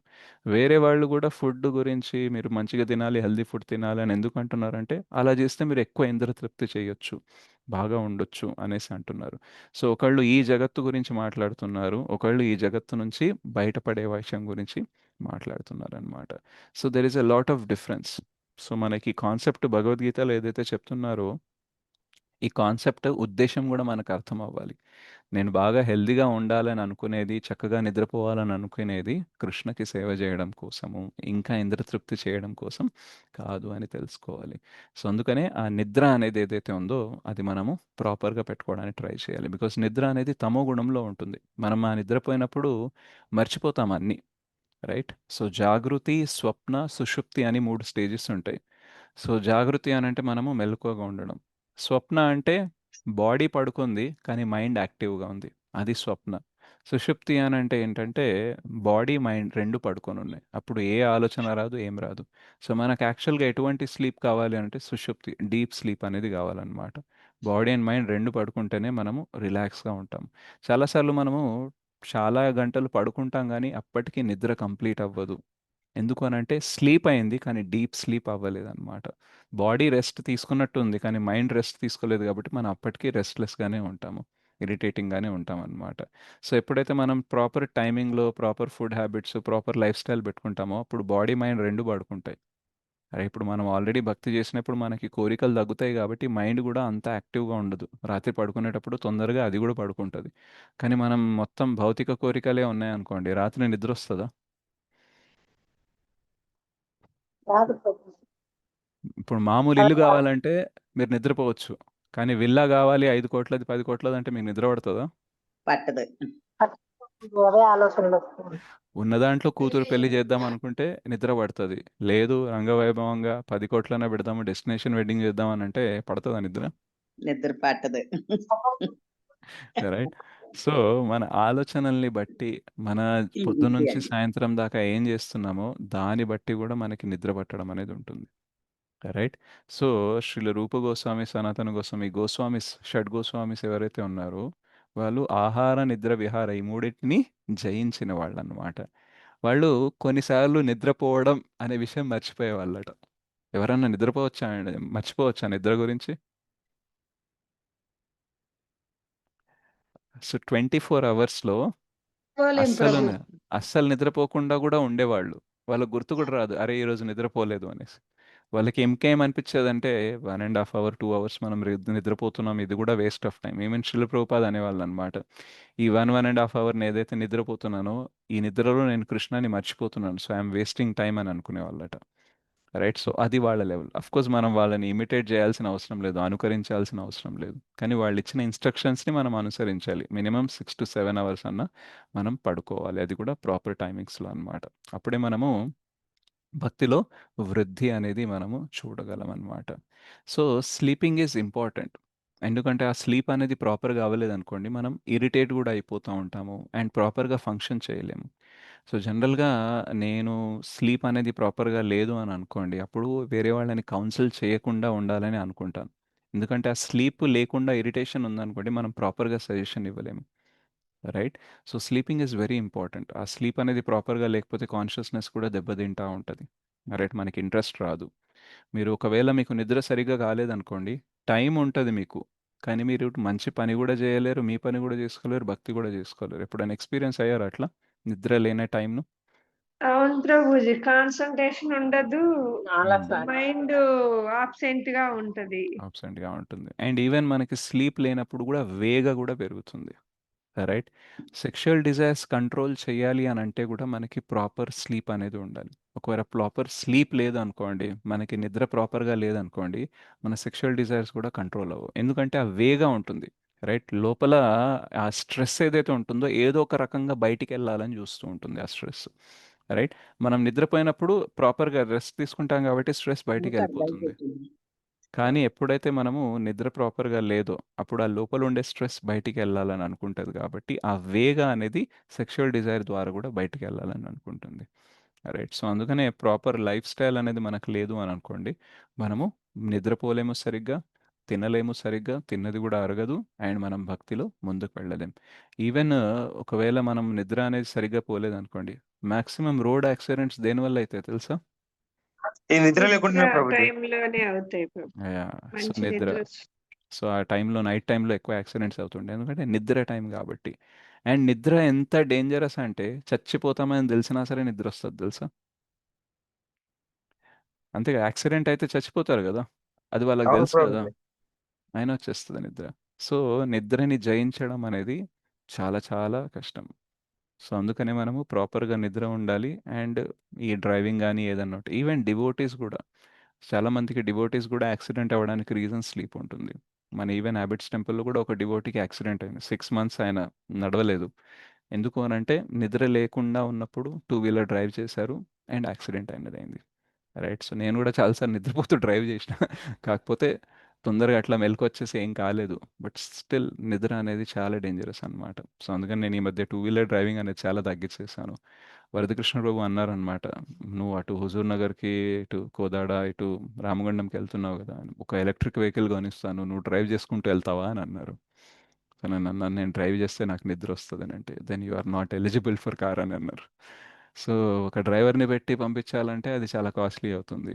నేనే డ్రైవ్ చేసుకుంటూ వెళ్ళాలంటే డ్రైవింగ్ చేసుకోలేను, ఎందుకంటే నాకు ఆల్రెడీ స్లీప్ డిసార్డర్స్ ఉన్నాయి, ఏ టైంలో నిద్ర వస్తుందో తెలియదు, ఎస్పెషల్లీ డ్రైవింగ్లో నిద్ర వస్తుంది. రైట్. సో అంత రిస్క్ ఎందుకు అనేసి నేను వద్దని చెప్పాను అనమాట. So sleep is very very dangerous thing అనమాట. సో దాన్ని కంట్రోల్ చేయడము, దాన్ని ప్రాపర్గా నిద్రపోవడం అనేది అది పెద్ద తపస్సనే. ఈవెన్ మనకి ఆధ్యాత్మిక జీవితంలో పొద్దున ఎవరైతే బ్రహ్మముహూర్తంలో లేస్తారో అదొక సూచిక ఏంటంటే ఈయన స్పిరిచువల్ లైఫ్ గురించి సీరియస్ ఉన్నాడనేసి. బికాస్ నిద్రలో జారడం అనేది చాలా కష్టం. ఒక్కసారి నిద్రలో జారుకున్న తర్వాత లేవడం అనేది చాలా కష్టం. అండ్ ఎస్పెషల్లీ బయట వాతావరణం చాలా చల్లగా ఉందనుకోండి, నిద్ర లేబుద్ది అవుతుందా? అప్పుడు కొంచెం బద్ధకంగా ఉంటది. బద్ధకంగా ఉంటుంది. రైట్. సో తపస్య అంటే ఏంటంటే నిద్రపోవాలని ఉంది, కానీ లేవాలి. రైట్. సో నిన్న రాత్రి 1:00 అట్లా అయింది పడుకోవడానికి. కానీ మార్నింగ్ మా జపా సెషన్ తీసుకుంటా అని అనుకున్నాను కాబట్టి లేవాల్సి వచ్చింది. అండ్ కరెక్ట్గా చెప్పాను కదా, నాకు క్లాస్ ఉన్నప్పుడే నిద్ర వస్తుంది. ఒకవేళ క్లాస్ లేదు అని అనుకోండి అప్పుడు రాదు, కానీ క్లాస్ ఉంది అని అనుకోండి డెఫినెట్గా వస్తుంది అనమాట. ఎందుకంటే చెయ్యాలి కాబట్టి. రైట్. లేవాలి కాబట్టి నిద్ర వస్తుంది. మీరు గారు ఎప్పుడైనా చూడండి, ఎప్పుడైతే రేపు చేయడానికి ఏమి లేదు అని అన్నప్పుడు నిద్ర అంతగా పట్టదు. కానీ రేపు తొందర లేవాలి అంటే ఏమవుతుంది, రాత్రి లేట్గానే పడుకుంటాం. బాగా బాగా తొందర నిద్ర వస్తుంది తొందరగా. అప్పుడే బాగా వస్తూ ఉంటుంది అనమాట. సో మాయాదేవికి తెలుసు ఎట్లా ఎక్కడ పట్టుకోవాలి ఎవరిని అనేది తెలుసు అనమాట. సో పొద్దున చాలా స్వీట్ స్లీప్ వస్తుంది అనమాట. అందుకని ఆ స్లీప్లో 5 minutes తర్వాత లేస్తా అన్నా సరే, ఎన్ని మినిట్స్ తర్వాత లేస్తాం? 50. ఎక్కువ. రైట్. సో రాత్రిపూట నాకు నిద్ర రాదనమాట. సో చాలా వరకు. సో అప్పుడు నేను 1 hour దాకా పడుకున్నానేమో అని చూస్తాను, 10 నిమిషాలే అవుతుంది. పొద్దున 5 minutes పడుకుంటాను అనుకుంటాను, అరగంట గంట ఎక్కడైపోతుందో తెలీదు. రైట్. సో దీన్ని ఏమంటారంటే స్లీప్ డిసార్డర్ అని అంటారు అనమాట. ఓకే. సో అది ఆర్డర్లో ఉండాలి అని అంటే మనం దానిపైన శ్రద్ధ అనేది చూపించాలి. సో మన లైఫ్ స్టైల్ కానీ, మన సర్వీసెస్ కానీ, మన అలవాట్లు కానీ, ఇవన్నీ కూడా ప్రాపర్గా ప్లాన్ చేసుకుంటేనే మనము ఆ ఫుడ్ అండ్ స్లీప్ పైన కంట్రోల్ అనేది తీసుకురావచ్చు. అట్లా తీసుకొచ్చినప్పుడు మనము యోగా అనేది ప్రాపర్గా అభ్యసించవచ్చు. అదర్వైజ్ ఏమవుతుంది అని అంటే మన ఎఫర్ట్ అనేది చాలా ఇరిటేటింగ్గా ఉంటుంది. అండ్ మనం గోల్కి కూడా రీచ్ అవ్వడం చాలా కష్టంగా ఉంటుందన్నమాట. సో వెదర్ ఇట్ ఈస్ జ్ఞాన యోగా, ధ్యాన yoga or bhakti yoga, food and sleep plays a major role అనమాట. అందుకనే మనం ఏబిసిడిలో మనకి డి గురించి చెప్తాము, డయట్ గురించి చెప్తాము, మనం ఏం తినాలి ఏం తినకూడదు అనేసి. అండ్ మనం ఏదైతే సాత్విక ఆహారం తింటామో అందులో స్లీప్ వచ్చే ఎక్కువ అయ్యే హ్యాబిట్స్ తక్కువ ఉంటాయి. అండ్ మనం ఏదైతే ప్రసాదం తింటామో అందులో స్పిరిచువల్ పవర్ ఉంటుంది కాబట్టి మనకి లైఫ్ అనేది కంట్రోల్‌లో ఉంటుందన్నమాట. అండ్ ఆల్రెడీ ప్రభుపాదులు వారు మనకి మార్నింగ్ ప్రోగ్రాము మొత్తం గౌరహారతి, మధ్యలో భోగారతి ఇదంతా షెడ్యూల్ గూడా ఎంత చక్కగా చేశారు అనంటే, మనము తక్కువ నిద్రతో మేనేజ్ చేసేలాగే చేశారు. సో, ఒకవేళ రాత్రి కొంచెం నిద్ర తక్కువైంది, మధ్యాహ్నం కొంచెం ఒక పవర్ న్యాప్ అనేది పెట్టుకోవచ్చు. That's not a problem. But ఎక్కువ స్లీప్ అనేది మనము చేయకూడదనమాట. ఎక్కువ స్లీప్ చేస్తే లేజీగా అయిపోతాము. ఎక్కువ నిద్రపోయినా, తక్కువ నిద్రపోయినా ప్రాబ్లమే. సో అందుకనే నిద్ర ప్రాపర్‌గా పోవడానికి మనము ట్రై చేయాలి. అండ్ మనకి డెఫినిట్‌గా కంప్లెయింట్స్ ఉంటాయి, ఎక్స్‌క్యూజెస్ ఉంటాయి. నేనైతే చాలా ఎక్స్‌క్యూజెస్ ఇస్తూ ఉంటాను. బట్ ఆ రకంగా చూస్తే లాస్ట్ 5 ఇయర్స్‌లో ఇంప్రూవ్‌మెంట్ కూడా జరిగింది. ఎందుకనంటే ఒకప్పుడైతే నేను జప సెషన్‌కి ఎప్పుడూ వచ్చేవాడిని కాదు. బట్ ఇప్పుడు వారానికి 4 రోజులు ఎయిదర్ జపా సెషన్ అనో లేదా ట్రావెల్ చేయాలనో మార్నింగ్ లేవాల్సొస్తుంది. ఇప్పుడు 8:20కి నేను ఎవ్రీ ట్యూస్‌డే ట్రైన్ పట్టుకోవాలి. అండ్ ఎవ్రీ వెడ్నెస్‌డేకి 9:00 ట్రైన్ పట్టుకోవాలి. సో పొద్దున్న లేవాల్సిందా లేదా? లేవాలి కదా ప్రభు. లేవాలి. లేకపోతే ఏమైతది, ట్రైన్ మిస్ అయిపోతది. రైట్. సో జపా సెషన్ ఉందనుకోండి లేవాలి, ఎందుకంటే క్లాస్ మిస్ అయిపోతది. కానీ జపా సెషన్ 6:15కి 6:30కి ఉందంటే అప్పుడే లేస్తే ఉంటుందా లేదా? ఒక గంట ముందన్నా లేవాలి. సో సమ్‌హౌ చేసే సర్వీస్ వల్ల పాత అలవాట్లకి, చేయాల్సిన కమిట్మెంట్‌కి అలా, అలా, అలా, అలా బ్యాలెన్స్ చేసుకుంటూ అట్‌లీస్ట్ ఒకప్పుడు కంటే సిట్యుయేషన్ నాది బెటర్‌గా ఉంది. రైట్. సో మీరు గూడా అట్లా ఏదన్నా కమిట్మెంట్ పెట్టుకుంటేనే కొన్ని అలవాట్లు అనేది చేంజ్ అవుతూ ఉంటాయన్నమాట. సో ఎప్పుడైతే మన గోల్ క్లియర్‌గా ఉంటుందో మన అలవాట్లు బెటర్ అయ్యే అవకాశం అనేది ఉంటుంది. అందుకే నేను నిన్న క్లాస్‌లో కూడా చెప్పాను కదా, మీ ఇంటెన్షన్ అనేది ప్యూరిఫైడ్ అయ్యిందనుకోండి, సో మీకు ఆ కమిట్మెంట్ అనేది వచ్చేస్తుంది. నేను కొన్నిసార్లు పొద్దున్న గూడా బ్రేక్‌ఫాస్ట్ చాలా లైట్‌గా తీసుకుంటాను లేదా తీసుకోను. ఎందుకు అనంటే ఒకవేళ నేను హెవీ బ్రేక్‌ఫాస్ట్ తీసుకుంటే మార్నింగ్ ప్రోగ్రామ్ ఉందనుకోండి, దెన్ క్లాస్ ఇచ్చేటప్పుడు నిద్ర రావచ్చు. లేదా స్టమక్ ఏదైనా అప్‌సెట్ అయిపోతే మనం ఫోకస్ ప్రాపర్‌గా చేయలేము. సో అందుకని ఏం చేయాల్సొస్తుంది, బ్రేక్‌ఫాస్ట్ కూడా తక్కువ తీసుకోవడమో, అస్సలు తీసుకోకుండా చేయాలి. ఒకవేళ నేను బస్‌లో ట్రావెల్ చేయాలనుకోండి, అప్పుడు కూడా చాలా జాగ్రత్తగా డీల్ చేయాలి. ఏది తినాలి, ఏది తినకూడదు. ఎందుకంటే బస్‌లో మనకిష్టం వచ్చినట్టు ఆపరు ఎవరు. అండ్ మళ్ళీ ఒకవేళ వాష్‌రూమ్‌కెళ్ళాల్సొస్తే బస్‌లో వాష్‌రూమ్ కూడా ఉండదు. రైట్. సో నా కమిట్మెంట్ ఉంది కాబట్టి, నా ఇంటెన్షన్ ఉంది కాబట్టి ప్రోగ్రామ్ మంచిగా జరగాలి, ట్రావెల్ బాగా జరగాలని అప్పుడేం చేశాను, ఆ ఫుడ్‌లో ఆ హ్యాబిట్ అనేది మార్పు తీసుకొచ్చే అవకాశం ఉంటుంది. సో ఊరకనే జస్ట్ చెప్పడం వల్ల అవ్వవు. ఓ భగవద్గీతలో చెప్పారు ప్రాపర్‌గా తినాలి, ప్రాపర్‌గా నిద్రపోవాలి అని చెప్పినంత మాత్రాన అయిపోదు. మన జీవిత లక్ష్యము, మన ఇంటెన్షన్ ఏదైతే ఉందో అది ప్రాపర్‌గా ఉంటేనే వీటన్నిటికి మనము కమిట్మెంట్ అనేది చూపిస్తాము. రైట్? ఇప్పుడు మీరు ఎప్పుడైతే న్యూ బేబీస్ ఉంటారో అంటే అప్పుడే పుట్టిన పిల్లలు ఉంటారో, వాళ్ళు టైంకి నిద్రపోరు. ఎవ్రీ 2 అవర్స్‌కి వాళ్ళకి ఫీడింగ్ ఇవ్వాలి. అప్పుడు తల్లి ఎట్లా మేనేజ్ చేస్తది టైం? నిద్రపోయేటప్పుడు ఇంట్లో పని పిల్లలకు చేసుకుంటారు. అనుకూలంగా ఉన్నప్పుడు వాళ్ళతోనే ఉంటారు. ఆ! రైట్. అండ్ చాలామంది తల్లులు ఎవరైతే న్యూగా పిల్లలు పుట్టారో, వాళ్ళు వాళ్ళ పిల్లల టైమింగ్స్‌నే ఫాలో అయితారు. ఆ పిల్లాడు నిద్రపోయినప్పుడు పని చేసుకోవడం, ఆ పిల్లాడు నిద్రపోయినప్పుడు నిద్రపోవడము, ఇవే చేస్తూ ఉంటారు. అదే పెద్దగయ్యారనుకోండి పర్లేదు. వాళ్ళది వాళ్ళు చూసుకోగలరనేసి. సో, అప్పుడు వాళ్ళ గోల్ ఏంటి? తల్లి గోల్ ఏముంటదప్పుడు? అప్పుడే పిల్లలు పుట్టినప్పుడు? వాళ్ళని చూసుకోవాలి ప్రభుజీ మొత్తంగా. సో, వాళ్ళని చూసుకోవడం కోసము ఈమె టైమింగ్స్ అనేది మార్చుకుంటదా లేదా? చేంజ్ అవుతుంది ప్రభుజీ, చేంజ్ అవుతుంది. రైట్. సో, ఆ పెళ్లి అయినప్పుడు, పిల్లాడు పుట్టకముందు మేబీ చాలా టైమింగ్‌లో అటు ఇటు అయ్యి ఉంటది. ఫుడ్ హ్యాబిట్స్ అటు ఇటు అయ్యి ఉంటాయి. బట్ ఒకసారి ప్రెగ్నెన్సీ వచ్చాక, డెలివరీ అయ్యాక చాలా చేంజెస్ జరుగుతాయా లేదా? జరుగుతాయి. ఎందుకు? బికాస్ గోల్ ఉంది. ఒక ఇంటెన్షన్ ఉంది. ఆ బేబీని చక్కగా చూసుకోవాలి అనేసి. చూసుకోవాలని. సిమిలర్‌లీ మీకు గూడా గోల్ ఉండాలి. నా భక్తిని నేను చక్కగా చూసుకోవాలి అనేసి. అప్పుడు ఇందులో మార్పులు చేయడం అనేది సాధ్యమవుతుంది. అండ్ ఈ మార్పులు చేసేటప్పుడు కష్టమొచ్చినా అందులో ఒక అర్థం ఉంటది. ఇప్పుడు నేను గూడా తక్కువ నిద్రపోవడము, కొన్నిసార్లు తక్కువ తినడము, లేదా చాలా కాంప్రమైజెస్ ఏదైతే అవుతుంటాయో, అందులో ఫ్రస్ట్రేషన్ ఉండదు. ఏంటి నా జీవితం, నేను సరిగ్గా టైంకి నిద్రపోవట్లేదు, సరిగ్గా తినట్లేదు, ఏంటి అనేసి ఆ ఫ్రస్ట్రేషన్ ఉండదు. ఇదంతా కృష్ణ కోసమే జేస్తున్నాను, గురు మహారాజ్ కోసమే జేస్తున్నాను, ప్రభుపాద్ కోసం జేస్తున్నాను. ఒక సాటిస్ఫాక్షన్ అనేది, ఒక అర్థం అనేది ఉంటదనమాట. రైట్? సో, అదున్నప్పుడు ఏమవుతుందనంటే, కష్టము అంత కష్టంగా అనిపిచ్చదు. రైట్? ఎప్పుడైతే తల్లి తన బిడ్డని చూస్తుందో, జస్ట్ చూడడం వల్లనే ఆనందం వస్తుందట.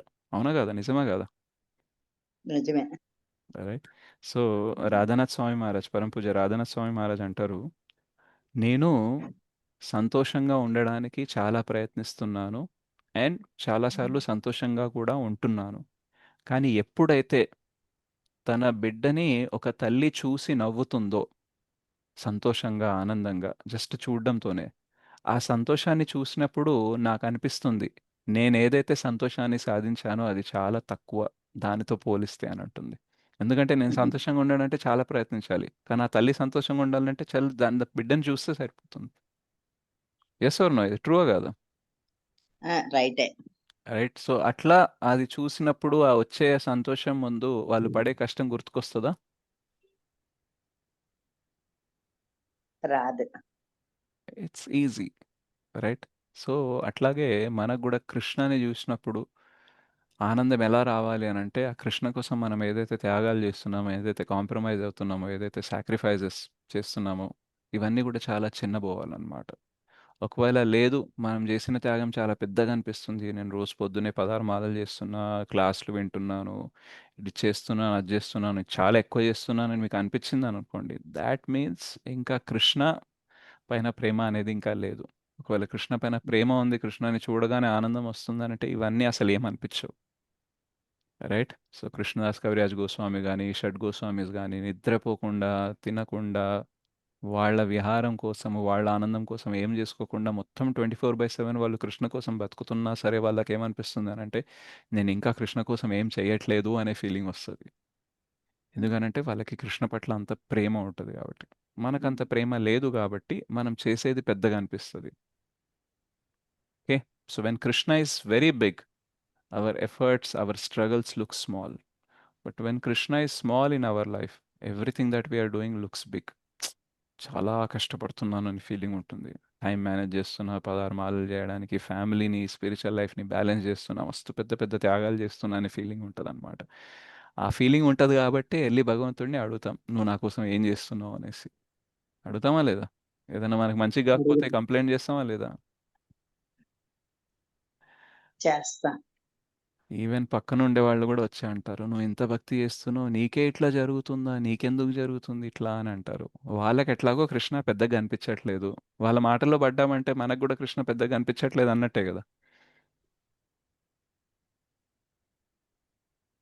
అర్థం కాలేదా ఏమన్నాను? హరే కృష్ణ.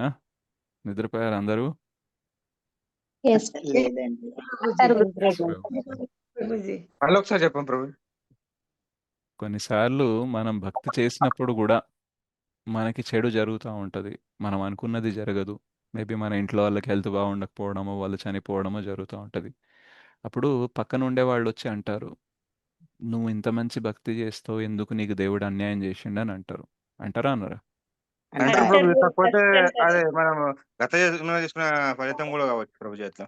అయితే వాళ్ళు అన్నప్పుడు వాళ్ళు అనడానికి రీజన్ ఏంటంటే వాళ్ళకి మన భక్తి పెద్దగా అనిపిస్తుంది, భగవంతుడు చిన్నగా అనిపిస్తున్నాడు కాబట్టే వాళ్ళకి ఆ ఫీలింగ్ వస్తుంది భగవంతుడు నీకు అన్యాయం చేశాడు అనేసి. వాళ్ళు భక్తి చేయట్లేదు కాబట్టి వాళ్ళు ఇలా ఫీల్ అవ్వడం ఓకే. కానీ మనకు కూడా వాళ్ళు చెప్పింది నిజం అనిపిస్తుంది అనుకోండి, అప్పుడు అది ప్రాబ్లం. అంటే అసలు మనం భక్తే చేయట్లేదు అన్నట్టు. ఎందుకంటే నిజంగా భక్తి చేస్తే మనం ఎప్పుడు కూడా దేవుడు నాకు అన్యాయం చేశాడు, దేవుడు నాకు కావాల్సింది ఇస్తలేడు అనే మూడ్లో ఉండము. నేను దేవుడి కోసం, నేను భగవంతుడి కోసం ఏం చేస్తున్నాను అనే మూడ్లోనే ఉంటారు. యాక్చువల్గా భగవంతుడికి నేనే అన్యాయం చేస్తున్నాను, ఎందుకంటే ఆయన నాకు అన్ని ఇస్తున్నాడు కానీ నేను మాత్రం ఆయనకి ఏమి ఇవ్వట్లేదు అనే ఫీలింగ్లో ఉంటారు. అదే ఎప్పుడైతే మనం భక్తి చెయ్యమో, ఏదో నామమాత్ర భక్తి చేస్తున్నామో, అప్పుడు మాత్రం మన డిమాండింగ్ ఉంటుంది అనమాట. నేను ఇంత చేస్తున్నాను కృష్ణ నీ కోసం, నువ్వు నా కోసం ఏం చేస్తలేవు అని ఉంటుంది. రైట్. సో నిజమైన కృష్ణ చైతన్యం ఏంటి అని అంటే మనకు అనిపించాలి భగవంతుడి దగ్గర నుంచి నేను చాలా తీసుకున్నాను కానీ తిరిగి ఏమి ఇవ్వట్లేదు. మామూలు మిడిమిడి భక్తి చేస్తే ఏమనిపిస్తుంది అంటే నేను భగవంతుడి కోసం ఇంత చేస్తున్నా, భగవంతుడు నా కోసం ఏం చేస్తున్నాడు అనే ఫీలింగ్ వస్తుంది. అండ్ ఎప్పుడన్నా కష్టకాలం వచ్చినప్పుడు మనము కంప్లైంట్ చేస్తాము, వేరే వాళ్ళు ఏదైనా కంప్లైంట్ చేస్తే దాన్ని కూడా నిజం అనుకుంటాము, భక్తి నుంచి దూరం అవుతాం. ఓకే. సో మనము ఆ మిడిమిడి నామమాత్ర భక్తి చేయకూడదు, నిజమైన భక్తి చేయాలి. అండ్ గోల్ అనేది గుర్తుపెట్టుకోవాలి. అప్పుడు ఏమవుతుంది, మన ఫుడ్, స్లీపు ఏదైతే కంట్రోల్లో పెట్టాలో అవి కంట్రోల్లోకి వస్తాయి. ఓకే. श्रीमद् भगवद गीता की जय, जगत गुरु पतित पावन श्री प्रभुपाद की जय, श्री गुरुदेव की जय, निताई गौर प्रेमानंदे, हरि हरि बोल. थैंक यू वेरी मच माता जी प्रभु जी. ఎలా కృష్ణ ప్రభు దండోపరం. धन्यवाद प्रणाम. ప్రభుజీ ధన్యవాద ప్రణాम. హరే కృష్ణ ప్రభుజీ దండ ప్రణామాలు. धन्यवाद प्रणाम. हरे कृष्ण प्रभु जी ధన్యవాద ప్రణాम. धन्यवाद प्रणाम माता जी. यस कल्याणी माता जी. హరే కృష్ణ ప్రభు దండవత్ ప్రణాం ప్రభు. हरे कृष्ण माता जी. धन्यवाद प्रणाम. ఇప్పుడు మీరు అన్నారు కదా ప్రభు, మీరు భక్తి చేస్తున్నారు అయినా మీకు ఏమిటి ప్రయోజనం, ఏమి లేవు, అన్ని కష్టాలు ఉన్నారండి కదా. ఇప్పుడు మా బంధువుల్లో ఉన్నారు ప్రభు, వాళ్ళు ఒకప్పుడు బాగానే ఉంది ప్రభు, అన్ని ఆస్తులన్నీ ఉన్నాయి, ఇప్పుడు అన్ని పోగొట్టుకున్నారు. అంటే ఫైనాన్షియల్ ప్రాబ్లం గా ఉన్నారు. ఇప్పుడు భక్తి చేస్తున్నారు, ఉన్నప్పుడు అందరికి సేవలు చేయడం, అన్ని ఆదుకోవడం అన్ని చేశారు. ఇప్పుడు సేవ చేస్తున్నారు, సేవ చేస్తుంటే చాటింగ్ కూడా చేస్తున్నారు ప్రభు. ఇంట్లో వాళ్ళు అంటారండి, ఎందుకు ఏం ప్రయోజనం చాటింగ్ చేస్తున్నావు, ఏమిచ్చాడని నీకు కృష్ణ, అన్ని అప్పులు బాధలు కష్టాలు తప్ప అని అన్నారంట ప్రభు. అప్పుడు అంటే ఇప్పుడు భక్తి చేశారు, ఒకప్పుడు చేశారు లేదు తెలియదు కదా ప్రభు. అందుకే ఇప్పుడు ఆ కష్టాలు అనుభవిస్తున్నారా ప్రభు? ఎట్లా తీసుకోవచ్చు? ఉన్నాయన్ని పోగొట్టుకున్నారు ప్రభు, అంటే అప్పుడు ఎలా తీసుకోవచ్చు? అంటే అప్పుడు ఏదైతే వాళ్ళ దగ్గర ఉన్నదో అప్పుడు ఎవరిచ్చారు? భగవంతుడే, సో కృష్ణ. సో అప్పుడు వాళ్ళు భగవంతుడు ఇచ్చిన దాంట్లోనే కదా వేరే వాళ్ళకి సేవ చేసుకున్నారు. Yes. రైట్. ఇప్పుడు భగవంతుడు ఇవ్వట్లేదు కాబట్టి ఆ సేవ అనేది ఆగిపోయింది. Yes. సో యాక్చువల్గా రెండు సేమ్ సిచ్యువేషన్సే కదా. నువ్వు అంత హెల్ప్ చేసావు కదా, ఇప్పుడు నీకు దేవుడు నీకేం చేశాడు బట్ అని యాక్చువల్గా అప్పుడు నేను హెల్ప్ చేయడానికి రీజన్ ఎవరు? భగవంతుడే. ఇప్పుడు నేను హెల్ప్ చేయకుండా ఉండడానికి రీజన్ ఎవరు? నేను భగవంతుడు. అప్పుడు నాకు అవకాశం ఇచ్చాడు, చేశాను. ఇప్పుడు అవకాశం ఇవ్వలేదు, చేయట్లేదు. అప్పుడు భగవంతుడు నాకు ఆస్తి ఐశ్వర్యాలు ఇవ్వాలనుకున్నారు, ఇచ్చారు. ఇప్పుడు తీసేయాలనుకున్నారు, తీసేశారు. సో అది నాకు భగవంతుడికి మధ్య ఏదో నడుస్తూ ఉంటాయి. ఇప్పుడు మొగుడు పెళ్ళాలన్నాక గొడవ పడుతూ ఉంటారు, ప్రేమగా ఉంటారు. అవునా కదా? రైట్. Yes. కానీ వాళ్ళు కలిసే ఉంటారు కదా. అవును ప్రభు. రైట్. ఒకవేళ మొగుడు పెళ్ళం మధ్య ప్రేమ లేదనుకోండి, గొడవ వచ్చినప్పుడు లేదా ఎవరైనా పుల్లలు పెట్టినప్పుడు, ఎవరన్నా అగేన్స్ట్గా మాట్లాడినప్పుడు వాళ్ళు నిజం అనుకొని నమ్మేసి వెళ్ళిపోతారు. కానీ అదే అవును. ప్రేమ ఉందనుకోండి, నేను మా ఆయన ఏదో 100 అనుకుంటాము. నీకెందుకు? నువ్వు ఆయన గురించి ఎందుకు మాట్లాడుతున్నావు? మనం గొడవ చేస్తామా లేదా? అంటాం ప్రభు. సో, మనకి భక్తి నిజంగా చేసినప్పుడు మన ఆర్థిక పరిస్థితి, శారీరక పరిస్థితి ఎలా ఉన్నా సరే, మనము దాన్ని సీరియస్‌గా తీసుకోము. అంటే భగవంతుడి పైన కంప్లెయింట్ చేయము. ఇప్పుడు ఎందుకు ఇలా చేస్తున్నాడని. ఎవరైనా వేరే వాళ్ళొచ్చి అన్నా సరే, ఆయన ఇవ్వాలనుకున్నాడు, ఇచ్చాడు. ఆయన తీసేయాలనుకున్నాడు, తీసేశాడు. అది ఆయన ఇష్టము, ఆయన ఇష్టమే నా ఇష్టం అని అనుకోని మనం క్లారిటీతో ఉంటాము. ఓకే. సో, మీ రిలేటివ్స్ ఒకవేళ నిజంగా భక్తి చేస్తున్నారు, ఇప్పుడు సేవ చేస్తున్నారు, చాంటింగ్ చేస్తున్నారనుకోండి, వాళ్ళకి క్లారిటీ వస్తుంది.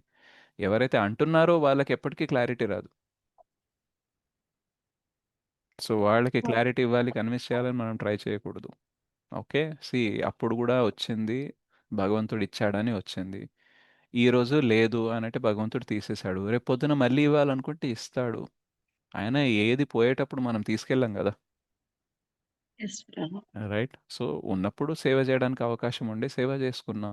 ఇప్పుడు నేను ఆయన ఇచ్చిందే సేవకి ఉపయోగించినాననేసి, ఇప్పుడు తీసేసినందుకు నేను జేశాను, నువ్వు అలా ఎలా తీసేశావు అని అడగలేం గదా! అవును ప్రభు. రైట్. ఎప్పుడైతే నా సంపాదనతోని నేను సేవ జేసినాననే ఫీలింగ్ ఉంటదో, నేను, నా అని ఉందో, అప్పుడే మనకు బాధేస్తది. భగవంతుడా నేనింత చేషినా అప్పటికి నువ్వు నాతోని ఎందుకిలా జేశావని అనుకుంటావు. రైట్. సో, బయట వాళ్ళకి ఇట్లా ఫీలింగ్ ఉంటుంది. ఎందుకంటే వాళ్ళు భక్తి చేయరు. కానీ మనం నిజంగా భక్తి చేస్తే ఏమనిపిస్తుందనంటే, నా సంపాదన ఏంటి? నేను చేయడం ఏంటి? చేయించింది ఆయననే, సంపాదన కూడా ఆయనదే.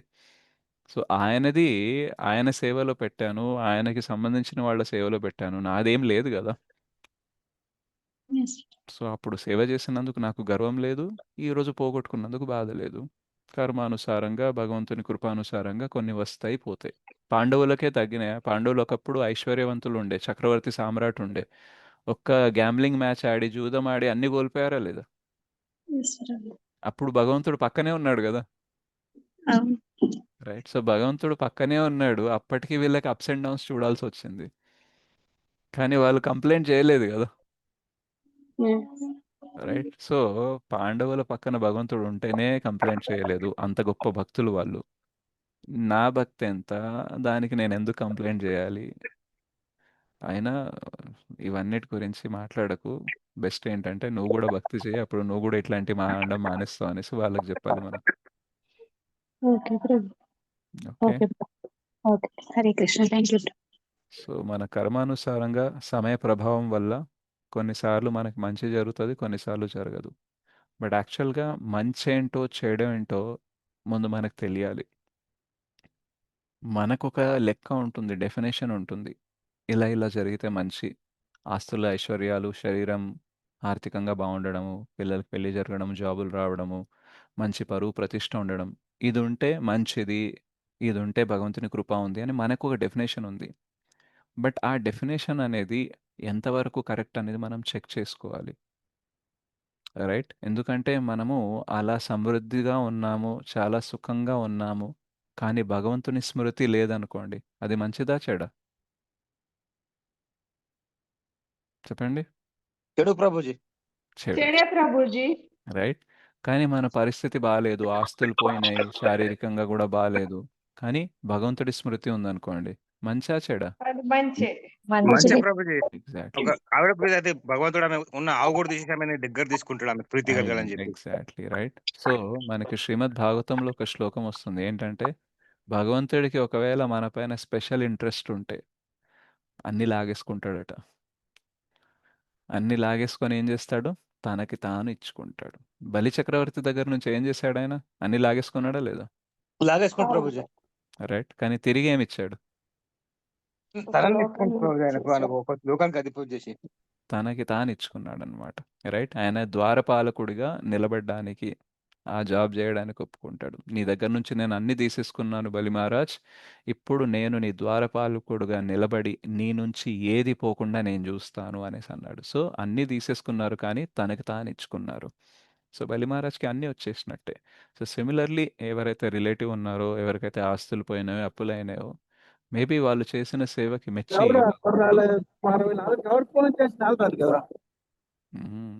అన్మ్యూట్ చేయడానికి ఛాన్స్ ఇస్తే చాలు. సో, వాళ్ళ దగ్గర నుంచి లాగేసుకున్నాడు. కానీ లాగేసుకున్నది తనకి తాను ఇచ్చుకోవడానికి కూడా అవ్వచ్చు. సో టైం చెప్తుంది ఏది మంచి ఏది చెడు అని. నేను బిజినెస్ చేసేటప్పుడు లాస్లు వచ్చాయి. సో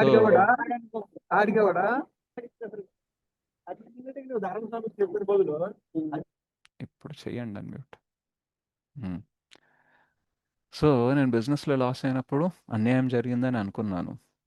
ఎందుకంటే నేను చాలా కష్టపడ్డాను, నేను చాలా మంచిగా చేద్దాం అనుకున్నాను, వేరే వాళ్ళకి కూడా సాయం చేద్దాం అనుకున్నాను, నా ఇంటెన్షన్స్ మంచిగా ఉండే, అయినా ఎందుకు ఫెయిల్ అయ్యాను అనేసి అనుకున్నాను. కొంచెం బాధ ఉండేది.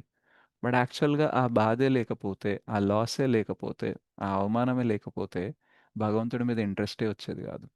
నేను హనుమాన్ చాలీసా చదివేవాడిని, రైట్, రోజు హనుమాన్ టెంపుల్కి వెళ్ళేవాడిని. ఎందుకు, మా ఇంట్లోనే హనుమాన్ టెంపుల్ ఉండేదన్నమాట.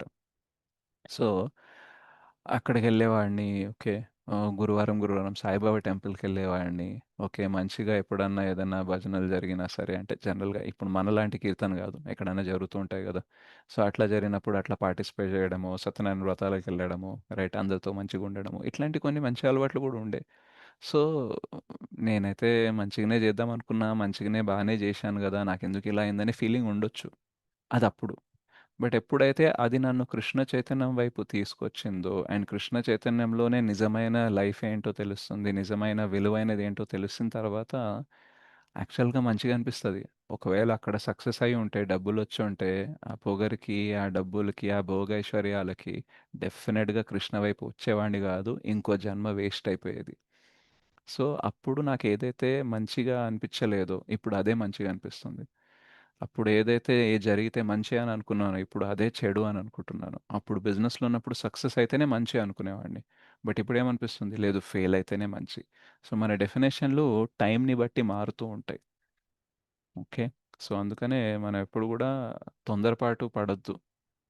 ఈరోజు జరిగేది మనకి మంచా చెడా అని ఎక్కువ అనలైజ్ చేయొద్దు. మనం భగవంతుడికి దగ్గరికి వెళ్తున్నామా లేదా, భగవంతుడి స్మృతి జరుగుతుందా లేదా, ఇది మనకి important. As long as we are remembering Krishna, everything is okay. If you are forgetting Krishna, whatever is okay, that is going to go away. ఇప్పుడు అన్నీ బాగున్నా సరే అవన్నీ ఏదో రోజు పోతాయి, ఎందుకంటే కృష్ణ స్మృతి లేదు. రైట్. సో కృష్ణ స్మృతి ఉందంటే ఏది ఉన్నా లేకపోయినా పరిస్థితి బాగానే ఉంది, నో ప్రాబ్లం అని అనుకోవాలి. Okay. Yes, okay. Kalyan.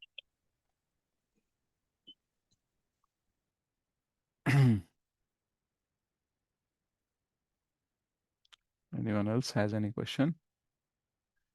Okay. So thank you very much matajis and prabhujis. సో ఇంకా మీరు నిద్ర గురించి, తిండి గురించి ఇంకా ఏమేమి ఆలోచించగలరు, ఏమేమి మార్పులు చేర్పులు చేయగలరు, మీరు ప్రయత్నం మీరు చేయండి. నా ప్రయత్నం నేను చేస్తున్నాను. సో ఒక రకంగా ఈ క్లాస్ చెప్పడానికి నేను అర్హుడిని కాదు అని చెప్పాను కదా మొదట్లోనే, బికాజ్ నా స్లీప్ అండ్ ఫుడ్ హ్యాబిట్స్ అనేది ఇంకా ప్రాపర్గా లేవు. ప్రభుపాదులు వారు అంటారు, పొద్దున్న లేస్తున్నాడు అంటేనే వాడు డివోటీ అని. సో నేను ఎప్పుడు లేస్తానో ఎప్పుడు లేవానో నాకు కూడా తెలియదు. So I'm also trying to become a nice devotee by restricting in food and sleep and etcetera. So మీరు కూడా ప్రయత్నం చేయండి. చెప్పాను కదా, మన చేతిలో ప్రయత్నం చేయడం మాత్రమే ఉంది. భగవంతుని కృపతో ఎప్పుడు అది మారుతుంది, ఎప్పుడు మనం బాగవుతామనేది తెలియదు. But we should keep trying.